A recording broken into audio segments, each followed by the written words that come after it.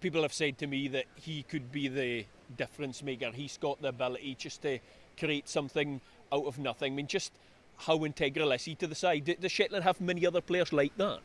Well, I don't think it's just necessarily down to Lewis. You've got Calvin Lees there as a captain. Everybody knows what Calvin can do as well. Hayden Jamieson, with a ball at his feet, and Ewan are as good as I've seen. And Greg will make a nuisance himself, but for me, Lewis is a really, really special player. I think came back up from working in Glasgow and scoring 3 hat-tricks on the bounce, and for his club team Spurs, he's a special player. Yeah, absolutely. Well, it's not the best day for a Milne Cup, I must say. I've been at probably most of them over the last 20 years or so, and I don't remember one quite as windy as this, but it's kind of coming and going, and the showers are coming and going too. Hamish, do you think that'll be a factor in the game, the wind? It could do, although it's kind of coming across the pitch, so yeah, they'll just have to keep it down, hopefully play a bit more football rather than lumping it long maybe, so we'll see how that plays out. I think everyone hopes it dies down and the football becomes the winner. Yeah. Well, we're waiting for the teams to come out here now. I don't think they should be too far away. This is obviously a big fixture. Everybody knows that. Everybody wants to play in the Orkney Shetland game. But for your experience, what's going on in your mind at this precise moment when you're sitting there in the dressing room ready to come out for the biggest fixture of the year? Well, in the lead up to the kick-off, you want to stay as calm as possible until maybe right before the game when you get up for it. You don't want to sort of spend too much nervous energy, but now you want to be thinking about your first job in the park. What's it going to be? Win your first tackle, your first header, make your first pass good, and just settle into the game. I think everyone wants early touches on the ball to settle into it. It just eases the nerves a wee bit. So there's a bit of nerves, of course, but I think they're good. That helps you focus, really. Bruce, from a managerial point of view, you do a lot of preparation, but I sometimes think with the Milne Cup, every game is an individual game and the circumstances can sometimes change quite early on and you have to adapt things. How key is it to be able to change what you're doing to fit the game? Yeah, well, I think first and foremost it's still about good preparation, and certainly my role along with Richard and Craig was really to allow Neil time to focus and get the players not just physically ready but mentally switched on for the game. If you do need to make changes in the game, I'm sure the Orkney side's exactly the same. You've got enough talent and guys that can play in different positions, different formations, but you wouldn't be looking for that hopefully early doors anyway, I'd say. I always thought playing in this game, you were playing for your league team week in, week out and playing at a kind of decent level and the tempo was quite good, but when you step onto that park, I remember one game, I was like, I can't hold out for the whole game after about 20 minutes because the pace was so kind of ferocious. This is a bit of a step up for a lot of the players, isn't it? And particularly the mini folk that's going to be, you can get in their first cap. It's a step up in intensity. 100%, but what Neil and I always expected was the squad that we picked, and not just the squad on the day, but the training squad were sharp and were fit. It was actually just bringing your A game actually on the day, and there is the whole mental side of that as well. So I know it's tough, a lot of people watching. It's elite football. Yeah, absolutely. And the one thing that we kind of seem to have been blessed with in the Milne Cup in the recent years is we seem to get plenty of goals, sometimes for one team right enough, but I was looking back in the history books and there have only ever been 2 0-0s in the 108 games or whatever we're at now. So what you've just done, you've just jinxed that. An exciting prospect though, Hamish. Yeah, it is, yeah. No, there's usually goals in the fixture of late. A lot of good attacking players in the park. So looking forward, hope we do get some early goals, but I don't see any side running away with it in terms of that today. I think it'll be tight, so it might be another 3-2 from the Island games last year, something like that for Orkney. That would be nice. I've gone into watching some of these games thinking it's going to be tight and it ends up not being tight, so we just don't know really, do we? We don't know. I think the team's not too far away from coming out here. We're just keeping an eye on things. I must say I have seen bigger crowds at Milne Cup matches. We do have a scattering of people on the bank here next to us, kind of sheltering for the wind. Not too many people on the other side. We spoke about Lewis Hartness earlier on and some of the game-changing players for Shetland, Hamish. Who do you think would play that role in the Orkney team? There's potentially a few. I really like George Ewan in there, kind of as the number 10 for Orkney. I think if we can get George on the ball as much as possible, we'll do well. He's got a great touch. You know, he can hold it up. He's not a big guy, but he's got such a good first touch. He can hold that ball up and then thread passes, hopefully for the attacking players. A young guy. I mean, a wee bit of weight in his shoulders, maybe. Maybe. He never seems to play like that, though. He always just he's a mature player. Yeah, he is, and he's relaxed. And no, I don't think he'll be feeling that today. I think he's played a few Milne Cups now, and he's obviously been playing in the Highland League, so that will help that kind of nerve side of things. Toby, I think, could be dangerous too, especially from set pieces. He's a big guy, can get his head on things, brave. So I think Toby could be a difference maker for us too. Yeah. Again, just a point to make as well. I was down watching the junior county, and I can see that it's Alfie Cullen and Alfie McNamara. Yeah, and the lads. Cullen, Dick, Xander Bailey. I think with the trio, and a great win for them. They were a good side. Yeah, very good side, and that's one thing I would say. The future's good for Orkney football. If you're bringing through young players like that, I was really impressed with the guys. We've spoken a lot about the players that are here today, but there are quite a few notable absentees for Shetland, the likes of James Aiken, James Farmer, folk that you had in your sides. I mean, how big a miss will the likes of them and Ronan Grant be? Oh, they've got a massive leadership. They're a massive leadership group on and off the field. As a Lerwick Celtic man, I absolutely gutted for James. Had significant knee injury, so we wish him a speedy recovery. James has got a wee one on the way, so special mention to him. He'll be a big miss on and off the pitch as well. And you've got Ronan playing a high standard of football overseas as well, so hopefully Shetland football's giving them the platform to do that as well. So yeah, absolutely. Listen, guys, we'll get your thoughts at half time and again at full time, but at the moment the two sides are coming out onto the pitch. Shetland, of course, in blue, Orkney in red. It's time to hand over to our commentary team: Neil Fennick, Adam Stanger and Adam Harkis. Thank you very much, David, and welcome to our listeners joining us on FM. I think we've been live on Facebook for the past few minutes. A couple of audio issues means we've not been able to broadcast on FM, but thank you for bearing with us, and thank you to all our listeners and watchers who are joining us for the 2026 Milne Cup between Orkney and Shetland here at the Pickaquoy Centre. As David was just saying, the teams have made their way out a couple of minutes late, fashionably late as per the recent World Cup, but I'm sure we won't get anything like such a spectacular half-time show.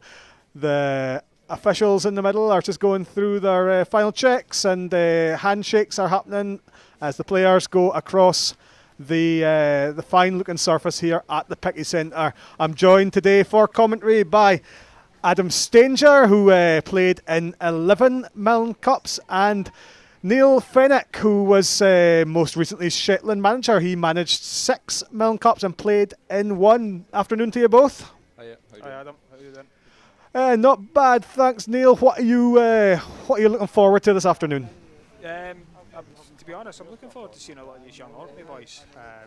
Shetland boys, I kind of all of them very well, so there are a lot of the Orkney youngsters there that they've obviously done very well in the junior county over the last few years, so it'll be good to get to see them in the flesh and see what these guys are all about.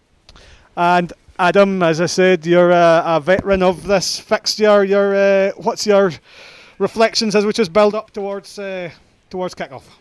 Yeah, this is always, for me, is always the biggest game in the Orkney football calendar, and you hope that your team comes out on the right side of it. Orkney's got a fairly young squad on the whole, so I'm just interested to see how they're going to handle that. Indeed, yeah, a slight changing of the guard in both squads to an extent, Neil. Yeah, it's probably a bit of a transitional period for both teams for different reasons. I think Charlie's chose to go with a lot of youngsters, and I think Jim Tate, who's obviously just come in as manager's kind of his hand's been forced a wee bit with guys not being available for whatever reason. Well, we're building up towards kick-off. There will be a minute's silence in memory of Peter Peterson, who played in 9 Milne Cups and who tragically died in a quad bike accident recently in Shetland. So there'll be a minute's silence in tribute to him, which we will, of course, observe on the radio as well. The coins are being flipped, and the two captains are both wearing number 2, I think. It's Calvin Leask for Shetland and Steve Helliwell for Orkney. Whoever won the toss there has decided to change ends, so Shetland will attack the end towards the PDC in this first half, and Orkney will play towards the rugby club. And the teams are just taking their positions round the centre circle as we prepare to observe a minute's silence in memory of Peter Peterson.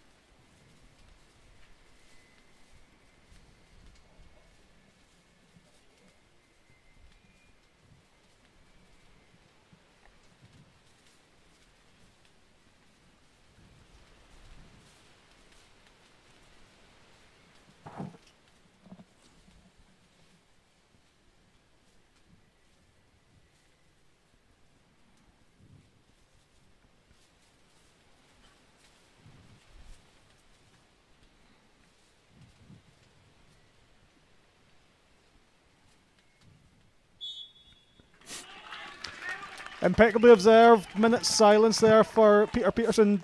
Neil Fenwick, a stalwart of the Shetland football scene. Neil, he played in 9 Milne Cups, a tragic loss. Yeah, a massive loss for the whole Shetland community, not just the footballing community.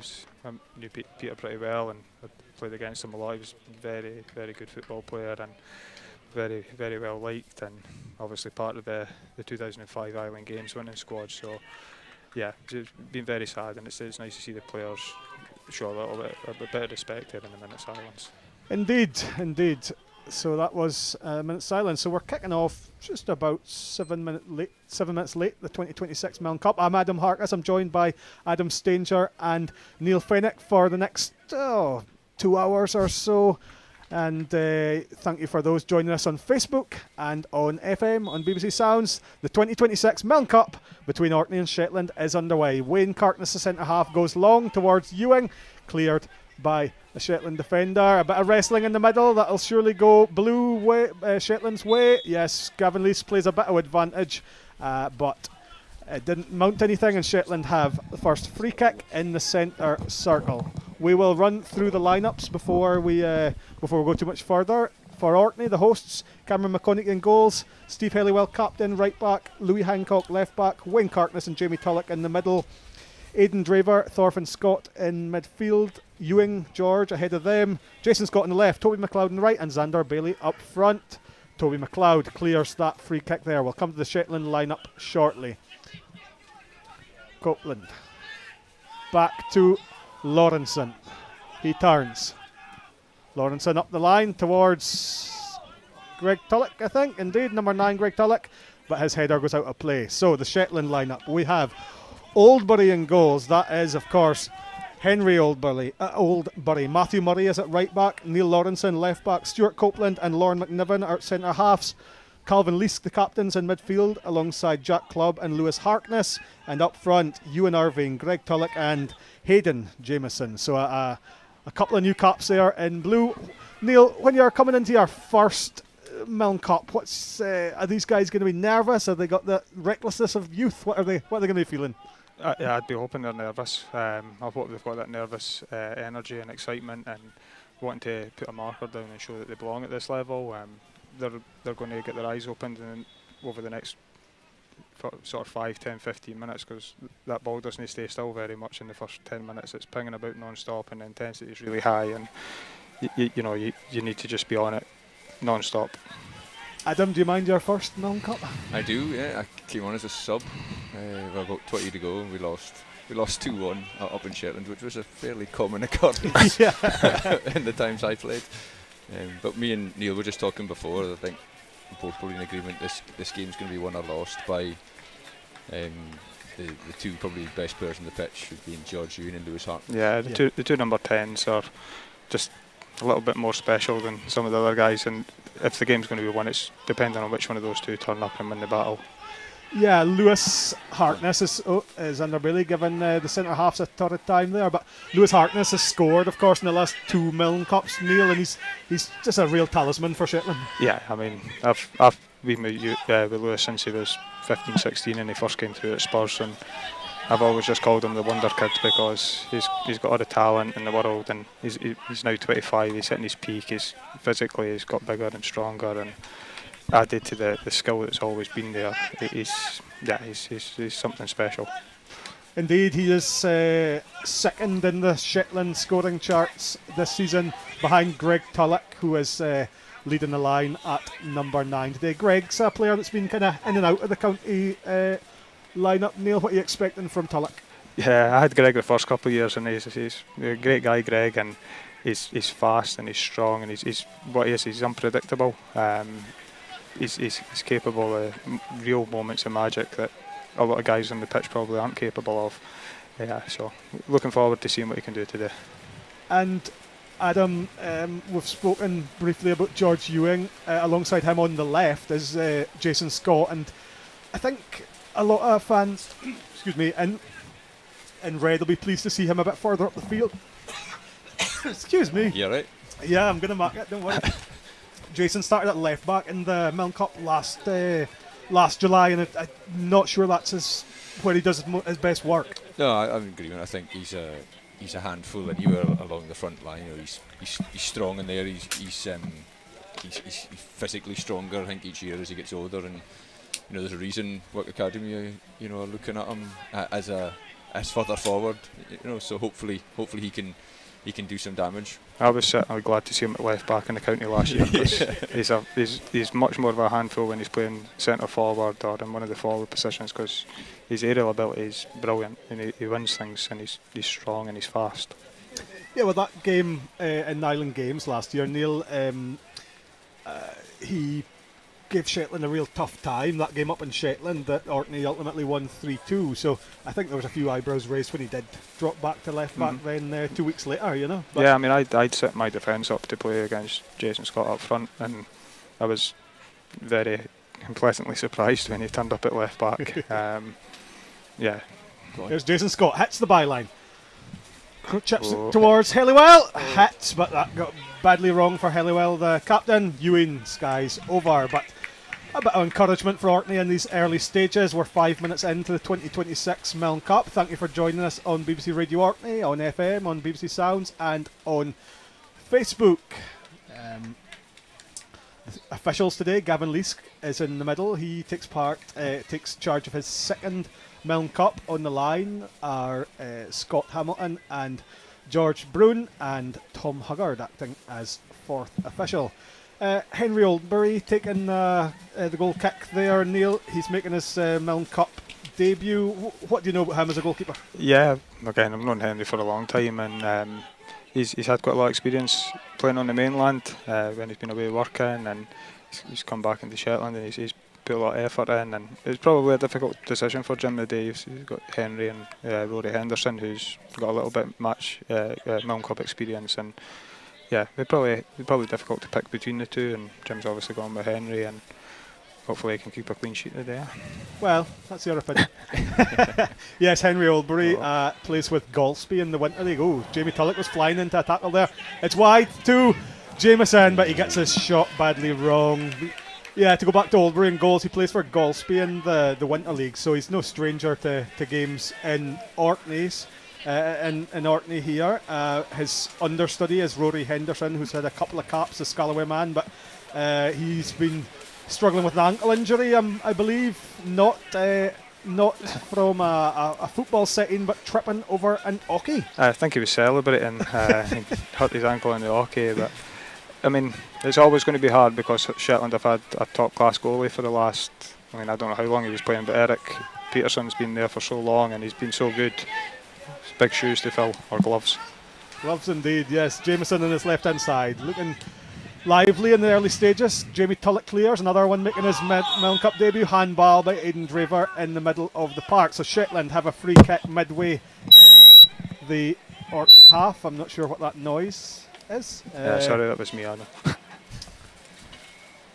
Someone's going to need to get their foot on the ball sometime shortly after the initial It's been 10 minutes. This is it's Or very. I should say from Orkney's perspective. Yeah, I mean this is what happens in most of the county games. Yeah. It's a hot potato for the first 10-15, and then it usually climbs down a wee bit. But That was a huge chance. yeah, I mean I was disappointed. I thought Hayden might have done better. Hayden Jimmerson was really unlucky last year. He was all set for being in the Island Games squad and the county squad because he's a very special talent. But the first game or second game of the season, he had a double leg break and he's had to work hard to come back for it. So I'm glad to see him playing today. It's good to get him back in. Shetland doing the most of the pushing in this first 10 minutes. Was it a pull? Not so. Jameson gets a shot away, but it will go for a Shetland corner. We're 8 minutes in, Adam, and I think it would be fair to say Shetland's probably had the better of it so far. Yeah, they've settled down quite. You notice the couple of chances they've had or created is again from Lewis Harkness. He's picked the ball up a bit deeper, glided past a couple of people, and they're going to have to. Calvin taking the corner, short. Into Harkness. Does it go out? It doesn't. Oh no, it does. We've got a flag from Scott Hammett on the far side there. I wondered if the whole ball had gone, and obviously it had. I'm going to be honest and say I think it went out, Adam. But just. Good to hear you back in the officials, Neil. It'll be a first, yeah. Yeah, Calvin Leask there taking the corner for Shetland. He's playing in the middle. Shetland's most experienced squad member. He's taking part in his 12th Milne Cup and in his mid-30s now, and been a pretty constant over the years, Neil. Yeah, Calvin's he's such a good athlete and he looks after himself so well. He could go on for a long time playing county football. I think he's delighted today because usually I would just stick him at right back and he didn't like it, so he prefers. I mean, when he plays for Thistle, he plays centre midfield. I'm pretty sure I fouled him for a penalty up in Shetland. Yeah, it's easy done because he's deceptively fast. And like I was he's, not. Yeah, yeah. He's. Originally I thought Calvin was just a great athlete, but then you work with him, you realise how good a football player he is and how technically good he is, and his vision is really good. So, yeah, he's a good player. Another Shetland corner. I must admit, when I saw Calvin line up with number 2, I thought the same, Neil, that he would be at right back, but he's got a midfield berth, which, as you say, he'll be pleased about. So, number 11, Lawrenson, trots over to take the corner left-footed. He would be, I think he would be the oldest member of the squad, maybe not the most experienced in terms of caps, because he spent a long time living south. But here is Neil Lawrenson with the corner into the box. That's how wicked delivery, cleared by a combination of McConaughey and Aidan Draver. So, take 2. I think any corners at this side of the pitch are going to be problems because of the wind. They're going to be right on top of the goalie. I'd be interested to know who chose to go this way. Another wicked delivery. Goal! Jack Clubb. Goal. Is that Jack Clubb? Yep. With the goal. 1-0 Shetland. 10 minutes in the 2026 Milne Cup, and I would feel unfair to say it's been coming, but Shetland have been doing the push in and just pretty straightforward, Neil. A nice delivery by Lawrenson and a thumping header by Jack Clubb. Yeah, just as we were saying, the corners at this end of the pitch are going to cause problems for the defending team because you put a bit of whip on them, the wind's going to bring them in, and all it takes is a little bit of a touch towards goal and it's going to go in. It was a good header, good cross, good header, and probably well deserved, I would think, so far. That should now be the corner for both teams, like every time. Yeah. It's maybe a bit of a cliche, Adam, but Orkney just not really got started. No, someone needs to just keep it short for a minute. Just, you know, even if it's a case of just getting 3 or 4 simple passes, just get a touch on the ball. You know, just there's always a danger that you go one down, you're going to try and force it. Especially when you've got we've got quite a lot of new and young guys coming in. You want to get them a touch of the ball so they get a wee bit of confidence. They can take a wee touch and make a nice simple pass and just work themselves into the game. Don't underestimate the value of just a few simple passes. Indeed, so 1-0 Shetland here at the Pickaquoy Centre. You're listening to Radio Orkney, you're watching us on Facebook perhaps. Relatively meagre crowd, I would say. The conditions not conducive to folk coming out and enjoying the football. So if you are watching or listening at home, thank you very much for that. Oldbury clears. Tulloch straight back where it came from. McNiven gets underneath it slightly. Bailey will chase it down. cleared by Albury. Only as far as George Ewing. He needs to get his foot on the ball. Hancock to Ewing, both East United players. Here's Jamie Tullock at the back, making his Milne Cup debut. Jamie Tullock looks for Thorfinn Scott, who turns. Surely a foul? No, nothing in it for Gavin Leask. And it comes out to Ewan Irvine, who flicks it past Hancock. Nice touch. The cross could only find Helliwell. There's Clubb. Back to McNiven. To Leask. Irvine tackled. Just slightly scrappy at the moment, but Shetland have their foot on the ball. That's Lewis Harkness back to his left back Lawrenson. Lewis Harkness in the blue pinstripes of Shetland looks for Greg Tullock, who is cleared, and the ball comes all the way up to us in the tent, the Radio Orkney tent. It'll be a Shetland throw on this side. I think you're seeing the difference there, Adam, in that wee passage of play. George Ewan was trying to get his foot on the ball but wasn't quite able to, and then Lewis has taken the ball, had a good 10-12 touches and played a wee pass, and Lewis is probably winning the battle of the two number 10s at the moment. Yeah, he's willing to come so deep as well. Yeah, Lewis will move all over the pitch. I mean, he really could play anywhere. To mark. Yeah, as a result. And just from an Orkney point of view, they probably need to get George on the ball a wee bit now and see if George can find a wee couple of yards of space. Yeah, you don't want to, Adam. You don't want to be putting too much pressure on George because he is only 18. You kind of forget, but he's just so talented that you're wanting to see him tack the game by the scruff of the neck. Yeah, you want to see your best players on the ball, and there's a reason why he did well for Wick last year, and if Orkney's going to do well in this game, they're going to need their best players on the ball, but also the best players to do something when they get on the ball. Yeah. So. Nothing. Shetland looking for a whistle. Nothing doing. Ewing gets a shot away. Spelled by Albury, but he gathers at the second time of asking. But a slight bit of encouragement there for Orkney. Xander Bailey making his Milne Cup debut. He was lurking for scraps, and he's the type of player that he has. I think he has improved, but he in terms of he can get frustrated at him sometimes. I think that's coming with experience. He's not trying not to let himself get too frustrated, but he'll want to get a touch or a shot or something in the not too distant future. Yeah, we had him at Rovers briefly before he went back to East, and he's so desperate to do well. Sometimes that desperation can boil over a wee bit. So as it does for all of us at times. But if he can keep it in check, he's a real handful. Yeah, I refed a game a few weeks ago, and I thought he gave Thorfinn a tough evening, and I think he's come on leaps and bounds. As you can see, he's first choice striker for the county today. So did you book him? No, he was very, very quiet. I had him and Xander in that particular game, so not like him, but but yes, Xander Bailey making his debut. Cameron McConaughey will take the goal kick here. He clears it long, looking towards Ewing, but cleared by the Shetland defence. Breaks for Harkness in the middle. He's looking for Jameson, but Cameron McConaughey gathers. You see, nearly there, just with the way the wind is. If I was Cammy, I'd nearly want one of my defenders or fullbacks just to offer it short, just because it's this wind swirling. It becomes a 50-50 the moment it goes up in the air. And at the moment, Shetland's defenders seem to be winning that. Yeah. I think knowing them, if you're going to kick the ball into this wind where it's going to hold up, this meat and drink for Stuart Copeland and Lon McNiven. They're really strong, and I mean the boy Xander's quite a big boy, and I watched him at the junior county, and he's physically dominates there, but he's not physically dominating Lon and Stuart. He's not. That's not happening. So they probably need to get the ball on the deck a wee bit and try and play out. And he does. And Xander has good link-up play too. So you give it to his feet. I think we'll get a bit more joy, hopefully.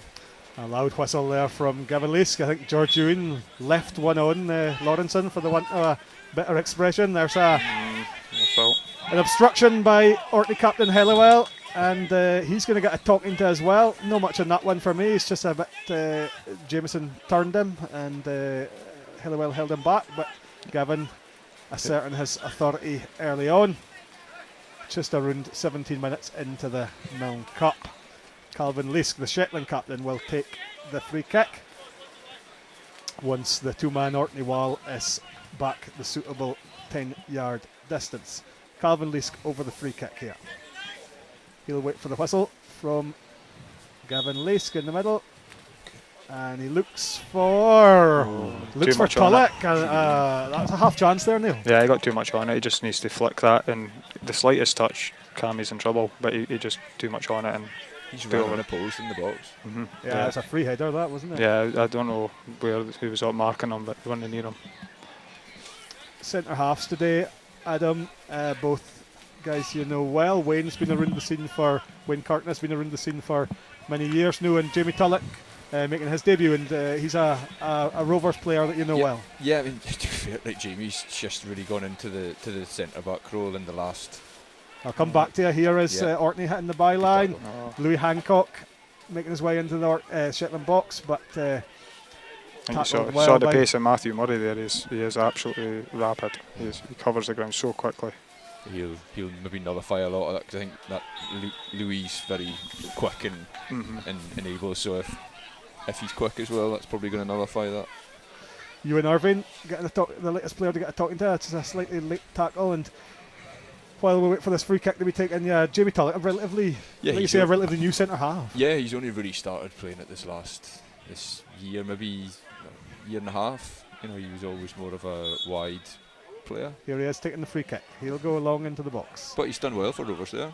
Looking for McLeod, but it's gathered by Oldbury. So, Wayne Kirkness appealing for something. He would like he's reckoning he was hauled to the ground as part of that. Where's VAR when you need it, Adam? I think Wayne's more worried about the 80-yard run he's got to do to get back to centre half. He's making his way back, but he's the furthest man forward at this moment in time in red. That's he's some guy, Wayne. He just seems to keep going and going. We played at the Bignald a few years ago, and he looks like he's knackered in the first minute, and he was still going in the 120th minute that year. He's a good player. He reads the game well and good experience. Yeah, he's always willing and able as well, which is. So Wayne Kirkness does clear. A bit late there from Calvin Leask, but advantage was played, I think. Looks for Jason Scott. That's got to be a foul, I would have thought. No, he's. I think he might have been right. Didn't look like he made much attempt to play in the ball there. He just sort of he tried to go shoulder to shoulder with him, but never quite got it right, and it may well have been a free kick. What is the decision? Do you know? I think he's going to throw in. He just signalled for the throw in. He's not given the free kick, but Gavin Leask satisfied that there wasn't much in it for a foul. So Shetland restart with the throw. 20 minutes into the 108th Milne Cup. Thank you for joining us on Radio Orkney and on the Radio Orkney Facebook page.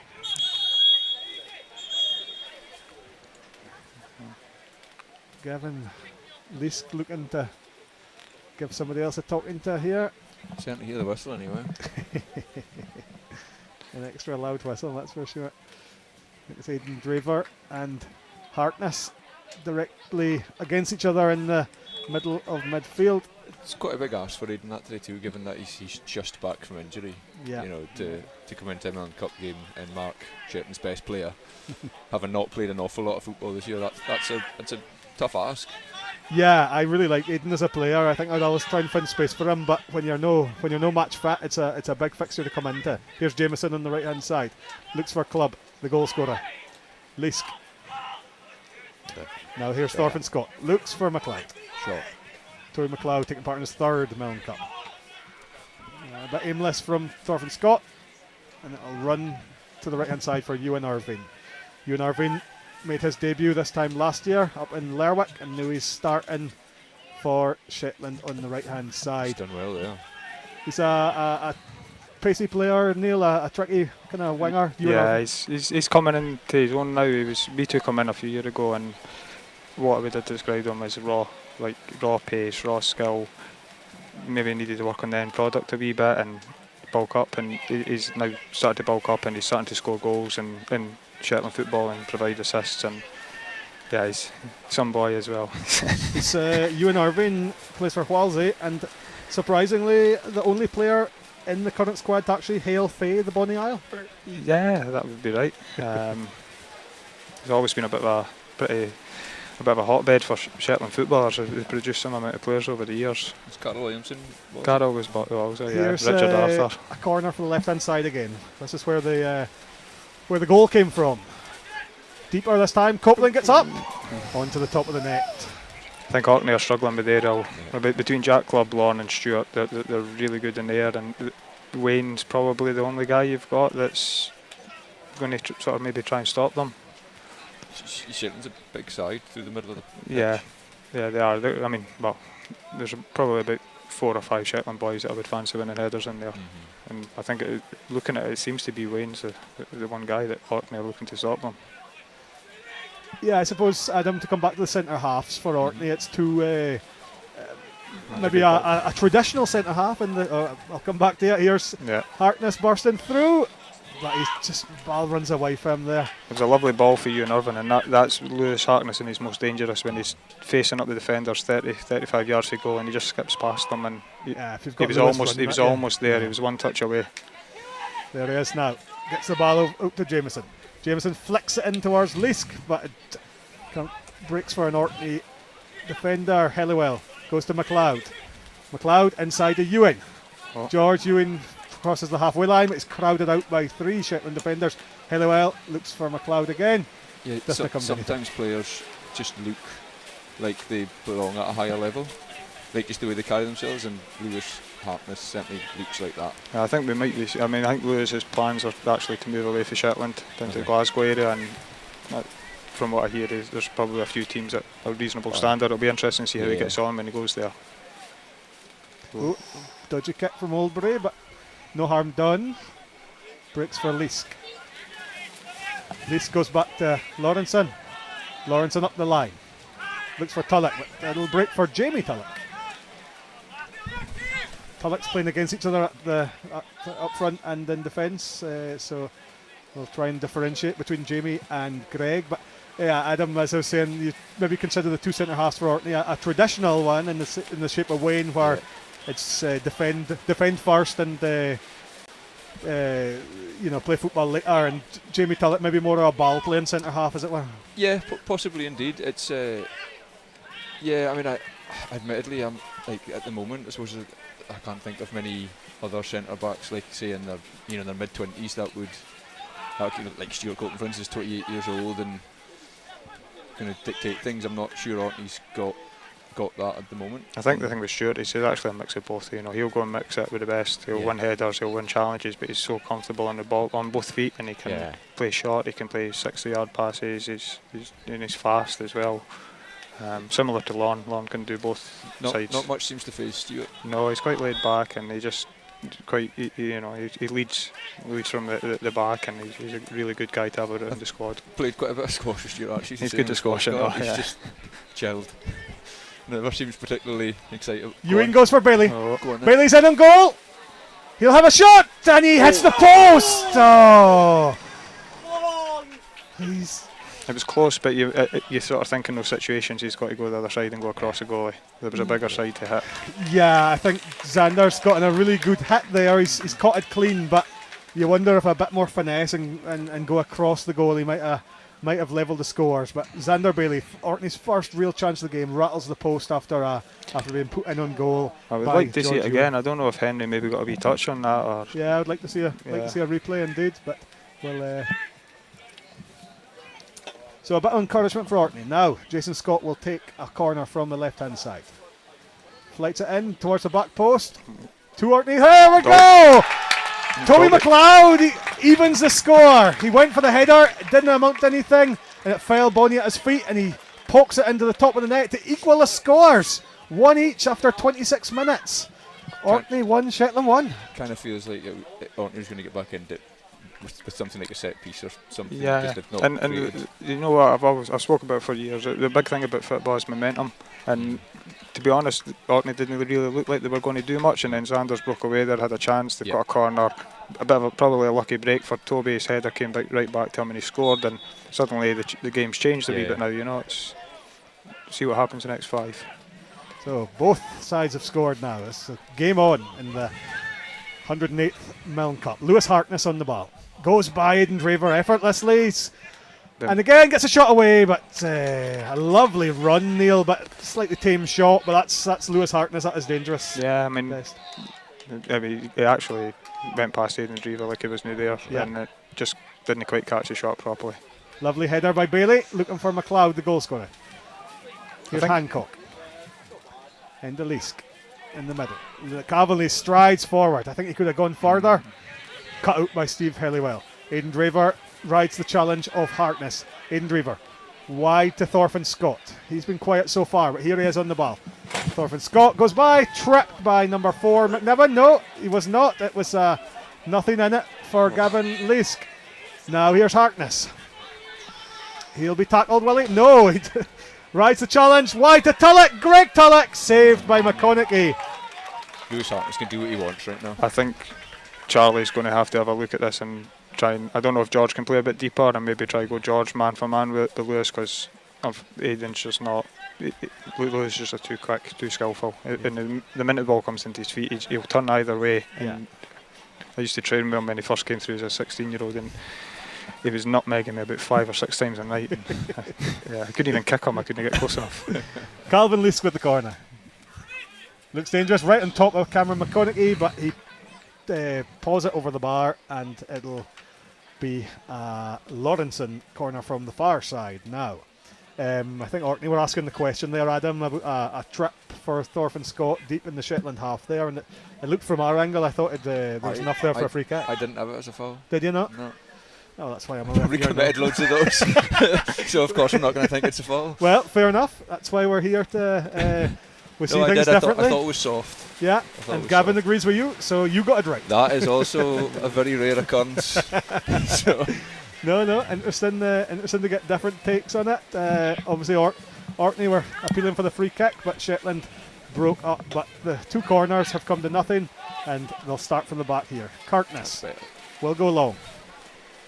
Looks for Jason Scott, and it's dropped just over Matthew Murray, and he's been fouled by Jason Scott there. Like just 6 of one, half dozen of the other to me, but enough for a foul by Jason Scott, in the opinion of Gavin Leask. You know, there's probably one of those that if Jason was smaller, he'd probably get away with it. Yeah. It's just sometimes guys that are bigger, just because of the size of them, you know, they get called up more for that. If it was his brother, he might have gotten away with it. Yeah, true. Yes, Thorfinn and Jason Scott, one pair of brothers that are involved for the Orkney side. There's also the Cormac brothers, Bradley and Dylan, on the bench. So we'll see if they get any action later on. I'll run through the subs actually while we're here. And in Orkney sends the 2 Cormac brothers, as I mentioned. Craig Draver is in goals. The sub goalie, I should say. Tyler Wilson-Home, Aidan Cooper, Cullen Dick, and Alfie McNamara for Shetland. Do you know, actually, to your point, like Aidan Cooper is an athlete. Yeah, and he's a real hard worker. Yeah, he is, and he likes the challenge. So, you talk about somebody on Lewis Harkness. Aidan Cooper might or maybe the best in the Orkney squad, best place to have a. I actually think Aidan's he'd probably even getting too tight to Lewis. If you can get as tight as you want to Lewis, and he'll turn you. You're almost sometimes better taking a wee step back, and once he turns, you're still facing him up. Yeah. But if you're too tight and he turns you, he's already away, and he's so fast, you never catch him. And the Shetland subs, Rory Henderson is the goalie that we've spoken about. Outside of him, it is Dean Guthrie, Dylan Leishman, Brooklyn Chattel, Chuck Simpson, Reese Black, and Hayden Jameson's on the pitch.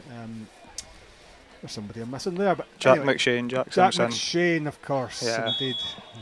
Yes, that's the Shetland bench. Thank you for that, Neil. It's harder now, Adam, with the 18-man squad, so there's more players to remember.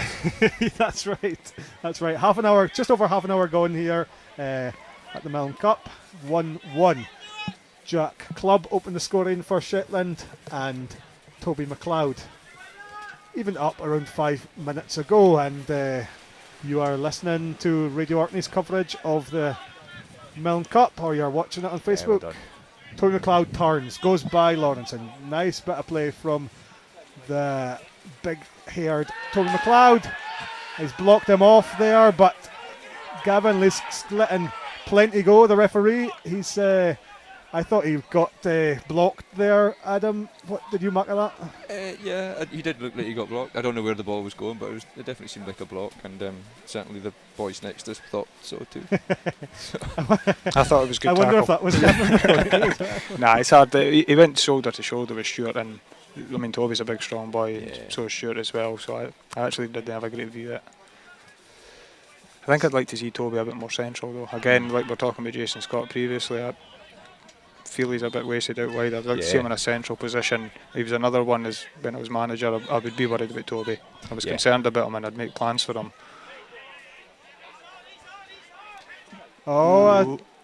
Enough on that header from McNiven there. Yeah, Toby's not really a right midfielder. He's certainly pushed through the middle. I mean, I think he could do a job out there, you know. And he'll do a turn and he'll be good enough. But he's probably more effective in the middle. Oh, lovely play by Shetland. Greg Tulloch's in and goal. 2-1. That's a great goal. Yeah, really. That was a fantastic goal. Hayden Jamieson played it into Ewan Irvine. Ewan Irvine's touch. First time ball into Greg Tulloch. Two excellent touches. I mean, Greg Tulloch's not going to miss from there, is he, Neil? Yeah, the first touch into Greg was brilliant, and then Greg's first touch through two defenders, and actually his third touch was good as well, sticking it in the net. But just a real moment of quality there from the team in blue. Jamieson, Irvine and Tulloch, the front three combining to put Shetland ahead 2-1 with 12 minutes of time remaining in the first half of the Milne Cup. And there's likely no too much Orkney's defence could have done there, Adam. It was just a really nice bit of play. Oh, it's really good. Shetland generally have made a far better job of keeping the ball. And all the players of the first touches have been pretty on it. I think it was just a very good goal. Somebody's got to hold your hand. It was just a good goal. Yeah. You could always pick apart things that teams should have defended better, but sometimes you just have to put your hands up and say that was a good goal. You know, and there probably wasn't much they could do about it. No. 2 or 3 really nice touches and nice bits of movement. George Ewing pulled up for a foul there. He did look like he was pulling back his opponent in blue. So a Shetland free kick, maybe 10 yards inside the Orkney half. Lawrenson moves across the left back to take this left-footed. He'll be looking for a teammate. Copeland and McNiven have both gone forward, so Orkney will have to defend this. As you can see there, George Ewing's underneath it. Good save. Oh, that was a really, really good chance for Harkness there. He was just stretching for it and he just got a touch on it, but Cammy did well to can't keep believe it out. Orkney let that ball come through that distance. It's still not clear either. Good tackle by Draver on McNiven. And Harkness will look back at that one perhaps, Neil, and wonder if he a bit more on it. I think he could have. I mean, knowing Lewis as well as I do, I think when I see him in that position, I think goal. He was stretching for it though, and those ones are always difficult. Sometimes you can just barely get a toe on it. So Shetland doing the pushing in this as we move towards the last 10 minutes of this half. Tricky feet by Harkness, but he was a few step overy type things there, but the ball didn't go to a blue shirt. He was looking for a foul, nothing doing. I think it's probably worth player Cam and Aidan Drever and Lewis Harkness for yeah, they're having a wee bit of a ding-dong battle off the ball. And is that going to break? No, McConaughey out smartly. I think I might have given Lewis a bit of pelters for that one, but he was doing the step overs and then misplaced his pass. I would have torn strips off him for that. Frustrating for his teammates there. The thing is, it's hard to have a go at him because he's that good that the next time he gets a ball, he might do something so special. So you just have to let him do what he does, and sometimes it works and sometimes it doesn't. You know. I think it's really, really imperative that Orkney cannot concede another before half time. No, definitely not. It has to be 2-1, worst case scenario. Especially when they're going into the second half where they'll have the wind at their back. And here's Ewing, another lovely ball to Bailey. Bailey's wide on the left. He'll look for a teammate, but it drifts across goal.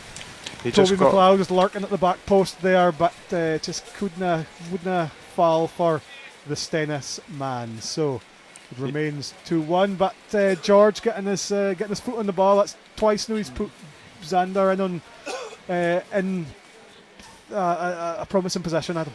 It's funny. It actually kind of highlights the difference between the two teams where Orkney are looking for that kind of killer through ball, whereas Shetland are looking like the second goal. It's quicker, isn't it? Perfect example. They want to do it really quickly, Yeah. whereas Shetland are happy to play the ball up and have a couple of passes, then go for it. Whereas Orkney, it's get the ball up and play that killer pass straight away. It's nearly like, I don't want to say desperation. It's rushed, a little too keen to get. I would like to see both Jason and Toby much more narrow and much closer to Xander up there. Look at the distance at the moment between Toby and Xander, and quite often it's Jason and Xander. There's 40-50 yards between them, and Xander needs them in beside him. If there's a bit more congestion in the pitch too, that might just take away Lewis Harkness's space a wee bit more as well. You're desperate to stop Lewis Harkness. Find a way to stop him. Easier said than done, stopping Lewis Harkness, that's for sure. Good job on Orkney. So, 7 minutes to go of regulation time in this first half here. Hancock gives the ball to Tulloch. Tulloch goes long towards Bailey. Copeland clears. Just the ball blashing about in the wind. Here's a couple of Orkney's hockey team unsuccessful today, sadly, but Hannah Cromarty and player of the match was Ailey Dowell, and but they lost out 1-0. Greg Tulloch gets a shot away right across goal, and I don't know if McConaughey had that covered, so another half chance for Shetland. Seemed to come a bit out of nowhere, and they're glad to see the ball swarm past the post. McConaughey gives a signal that he's going long. And as Neil, you've been in this situation plenty of times where you're thinking about your team talk. Well, about 5 or 6 minutes left. What do you think? What do you think Jim Tate and Charlie All will be saying to their respective squads when they have their halftime oranges? Well, I certainly wouldn't want to second guess Charlie All at any point, but to be honest, I think for Jim Tate it's probably just keep doing what you're doing, guys. Try keep the ball on the deck and pass the ball through, and the chances will come. For Charlie, he's probably not too upset with how things have gone. He would maybe like things to have gone a wee bit better, but the Orkney players are playing well. Again, maybe just get a bit more numbers forward. Like the forward players are quite isolated, but yeah, it feels like Xander's just not quite that close to any of the other players here, Adam. Yeah, he's definitely isolated, and there's just too much gap, and then as a result, then they're trying to fire a longer pass into him to try and get up the pitch. And you got in mind, is he? I mean, he's 18. Yeah, he's 18-year-old. He's up against two very experienced. I mean, I don't know how many caps Lorne and Stuart have got between them, but be well into double figures. And this would be Lorne McNiven's 6th cap and Stuart Copeland's 10th, so lots of experience there. Xander Bailey turns 18 later this month, I think. Hayden Jameson gets a shot away, but blocked by Tulloch. Cleared by Hancock. Shetland's had quite a few really good chances. Yeah, I think you can see the defenders there for Orkney getting a wee bit frustrated. Yeah. They feel. I think the midfield are just letting the Shetland players getting through too easily, and they've probably got a point, to be honest. They're having to make too many challenges like that. Yes, I think Orkney would probably take 2-1 at half-time at this point, but like Adam said, that's got to be worst case scenario. So Murray on the right hand side plays it off Irvine, but Irvine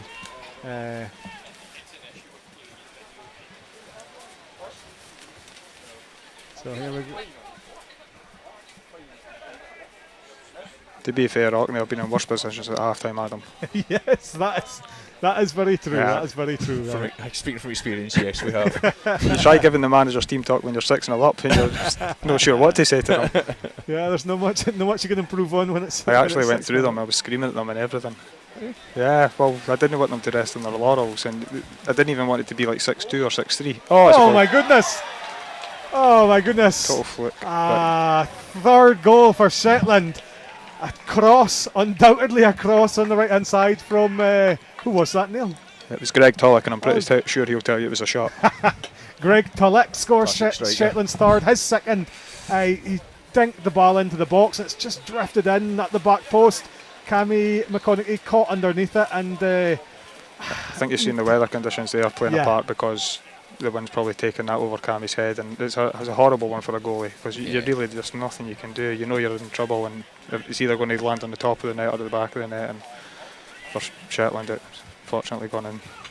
You'd say Orkney's that's an unfortunate one for Orkney to concede, but they do happen from time to time, Adam, and as Neil mentioned, it's when you're playing this wind, it can happen. Absolutely, and you know, ultimately Orkney's got that win in the second half, so it's up to them to try and put Shetland under the same pressure, you know, that Shetland put Orkney under with this Here's swirling wind. Jameson in the right hand side, left hand side, flashes the ball across, and Orkney desperately need that half-time whistle, don't they? They're in a bit of trouble at the moment. They're really struggling to get out their own, almost out their own box, and they've got a lot of pace and technical players in that front four position, Shetland, and they're really taking advantage at the moment.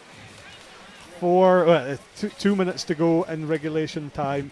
Orkney just will have to regroup at probably going to be 3-1 down unless it gets worse between now and the 45th minute. A pull there by Murray, and Orkney get a chance to regroup and take this free kick.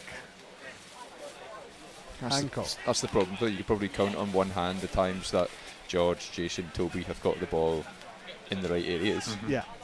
They're not picking up in dangerous areas. I mean, you noticing the last sort of few minutes, or last 5-10 minutes, George has started to drop a wee bit deeper because he's not getting the ball in that 10 role, and Toby's getting the ball. He's so far wide and quite deep that he's not hurting Shetland. That might change. I think you will see a change in the second half when they get the wind at the back, and it's a bit easier to get up the pitch and be in more attacking positions. So 3-1 to Shetland here, just in the last knock-ins of the first half of the Milne Cup. You're listening to Radio Orkney, and we're live on Facebook as well. It's just Orkney just can't seem to get their foot on the ball here. Copeland goes by McLeod, dinks it up towards Tulloch. Tulloch takes it in on the chest. Turns, he's on a hat-trick now, Greg Tulloch. Gives it to Harkness, does he? No, he does now. Lewis Harkness, blocked off by Aidan Draver. Aidan getting to grips with the Spurs man. Lewis Harkness' 6th Milne Cup cap. Here's Hillowell to McLeod. McLeod goes by Lawrence, and as he held back, he was. I think he's maybe brought back for an earlier foul, the referee. And it's a good foul to commit, that one. You're always going to get away with it. No, you're not going to get booked for it. You're just stopping the play from going ahead. And again, though, but that's Toby picking the ball up just in front of his right back. You need him 30-40 yards forward. So this will be. We're just kicking over into injury time now. Cameron McConaughey takes the long free kick, looks towards Bailey. It'll go all the way through to Jason Scott, who makes his way into the box. Crosses, looks for Xander Bailey. A tame shot. He's got to work the keeper there, you feel, Adam? Yeah. He's come to his left foot. Quite surprised, actually. I actually thought Thorfinn Scott laid it off. I thought he was going to have a swing at it. Yeah. I mean, he's missed it by quite a bit. And I thought, when I saw it getting laid back to him, I thought goal. But I think you've got to do better there. And to be fair, if you want it to fall to somebody, you ought to be your centre forward. Yeah, absolutely. He's, I don't know, you guys will know better. Was he left-footed or? He's right-footed. Right-footed, so he's come to his weaker foot, but it's still, you're probably expecting better. Yeah, he scored 3 goals in the junior inter-county, Mr. Bailey, so getting his senior bow now, so he certainly knows where the goal is. He'll be disappointed with that one, but he'll have to shake it off at half-time now. A minute into injury time. Thorfinn Scott, just the 1 minute played, so that is half-time in the 2026 Milne Cup. Shetland are 3-1 up. Jack Clubb put them ahead early on. Toby McLeod equalled things up, and then it was a double from Greg Tulloch, a lovely interchange with his fellow strikers to score the second, and then a cross-come shot drifted in at the back post for the third. So it's half-time here in the 2026 Milne Cup. Shetland 3, Orkney 1. And come out here, that's been quite an enjoyable first half, maybe, I would say, particularly if you're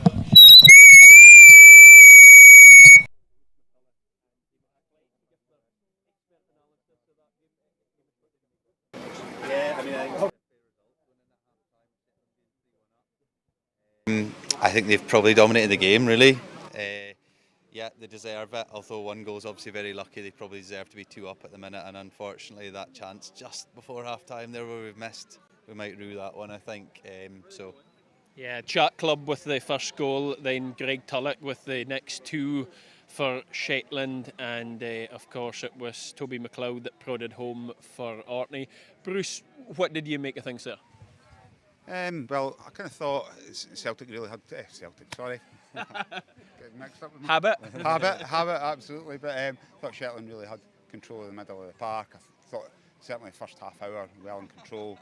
I'm really delighted for Jack Club. I've got to say he's been an unsung hero. Certainly in our tenure as managers, he's given it his all and deserves his goal there. And as you see, Greg's banged in his 2 goals. But I think you mentioned when Lewis gets on the ball. Been dominant in the middle. Lewis gets on the ball. You're kind of thinking that something's going to happen.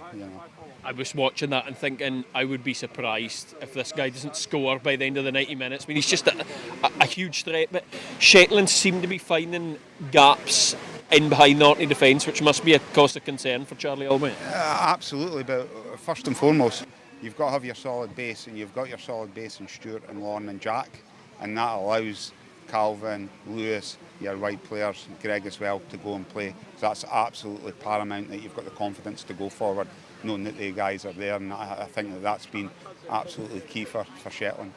Shetland have seen so much of the ball, haven't they, really, Hamish? And Orkney, actually, despite no seeing much of the ball, have got that goal, and they've had a couple of good chances. The Xander Bailey one off the post as well. Yeah, absolutely. We have had a couple of chances, and I do think we can get at this Shetland defence, but we need more of the ball in those dangerous positions, and Shetland have had that. I think it's been worse. They've got in behind our defence a couple of times, but more in behind our midfield, with Hark just getting on the ball in there and then threading wee passes and looking really dangerous. So we've got to get a hold of him in the second half, or we've got no chance. So if you're Charlie Alway in there at half-time now, what would you be saying, and what changes might you think to make at this stage? Well, I'm not sure about attacking changes because we've got to get that platform first. So I think you got to reduce that gap between the midfield and the defence and stop Harkness getting on the ball in there. So we either take our defence up or our midfield drops back, one of the two, because he's getting in those wee pockets, I think. So try and stop that first and foremost, and then we can get on the ball, and then we can decide how we're going to change it going forward, I would say, to be honest. But so Shetland going in 3-1 at half-time, looking pretty good at the moment, Bruce. What do you think Jim Tate should be doing? Just keep things going the way they are, or making any changes? Keep things the way that they're going. I think first and foremost, a Milne Cup, you're there to entertain. You want to play good football. People come out to watch the best players in Shetland and Orkney, so absolutely more of the same. I guess an observation from an Orkney perspective, that Xander's big strong lad up top, is he getting used as a target man, and how do you get the ball into him, and how do you get the players running off him when he gets that ball? That for me is a bit of the gap in the Orkney play, I would say. I mean, we saw that in the junior inter-county, how much a threat he can be, but they've got to give him something. 100%. It's like you've got to get the ball into his feet. He can do the job himself, turning, or who's actually running off him in the play as well. So it'll be interesting to see if they change that formation to get him more support to him, I'd say. It will be indeed. We'll speak to you guys again before the second half gets underway. But of course, there was another fixture earlier on today, and that was the Lady Hamilton Cup, which was won by Shetland. And I'm joined by the winning captain, Rhiannon Inkster-Smith. Thank you very much for coming along. Just talk us through the game. To be honest, at points it kind of felt like it could go either way. We got our goal early on, and we just had to dig in. So, it was, but not that we sat back, we had a lot of attack and play, but again, so did Orkney. So I feel like I said, at any point we're thinking, well, could this be 1-1? Is it going to go to penalties? But really, so chuffed with the team, so proud of them. Everyone worked really hard for each other and just kept it. Obviously, you got that goal ahead and then managed to, keep that lead to the end of the game. Is it quite good just kind of grinding out a result like that? I don't know, it makes me nervous. Like I never feel, until the final whistle, like I couldn't say that I feel, not that I'm not confident in my team, but I think until the final whistle you almost have to feel like you're on the back foot, so you keep pushing, you keep pressing, you keep going for it. And again, they were threatening, so it wasn't as though we could just relax, and we had a few goals ahead, it was only one, so yeah, no, it keeps me on edge, especially with it only being one. Like it was all still to play for. And it's no secret that you played in the era, I suppose, where you were struggling. Orkney were dominant in this fixture for so many years, and knew it's quite close, and you're getting your name on that cup again. How rewarding is that? Because that's not just come out of anything. That's come it's come through hard work a lot of it. I think, I can't remember if this is my 14th cap or my 15th cap, and I'm not that old, but no, I was definitely part of that era where, you were coming away to play hockey. I don't think you were necessarily coming away to win. There was such a huge gap, and I don't know whether that was, we weren't playing as a team in district cups, we weren't playing as a team in any leagues, and whether that be location, we just didn't seem to have the same opportunities. A lot of credit to Derek Leask. He's been the coach for about 10 years now, and he always says there's a long-term plan, and this is part of the long-term plan. You've been doing some kind of training camp in Glasgow, were you too? That must have been, yeah. Was that good preparation? Did that help? Yeah, it was amazing. Derek, again, due to location, he's got to put a lot of effort in to make contacts on the mainland. So we were away playing Scottish Masters, Scottish 35s. We played Clydesdale Western. We had 2 training sessions with 2 different Scottish hockey coaches. And it just brought the team together. It was the little nuggets that we took away, we focused on a few key things and we put them into place, so definitely worth it. What do you think you won the game of the day? What players what made you victorious? I could name if I was asked to pick a player of the day, a player of the match, favourite player, I would name every single person on the team. I think one of the strengths that we have is the fact that we work so hard for each other. Nobody finds themselves alone on the pitch doing the job themselves. We're always working for each other. Well, listen, well done. I think you're enjoying the football probably new, yes. Judging by the scoreline, and the sun has come out, and you're maybe enjoying a pretty beverage as well. Just a little can, yeah. Rhiannon, thank you very much indeed. And we've got the Orkney hockey players here as well. We've got captain Hannah Cromarty, and we've also got the player of the match, Ailey Dowell. And not your day-to-day in terms of the result, Hannah, but just talk us through the game from your point of view. It was very much an even game, I would say, end to end. I think we dominated in the first quarter. Their goal came against the run of play. Still not overly convinced about decisions, but we should have done more to counter that. We didn't. That's what goes with the inter-county games. Nerves sometimes get the better of people, and the fixture is such an important fixture, and it's the history of it all. It does bring out something different. So it wasn't, in certain parts of the game, it wasn't our prettiest hockey, but I thought we deserved more from the game, but it just wasn't our day-to-day.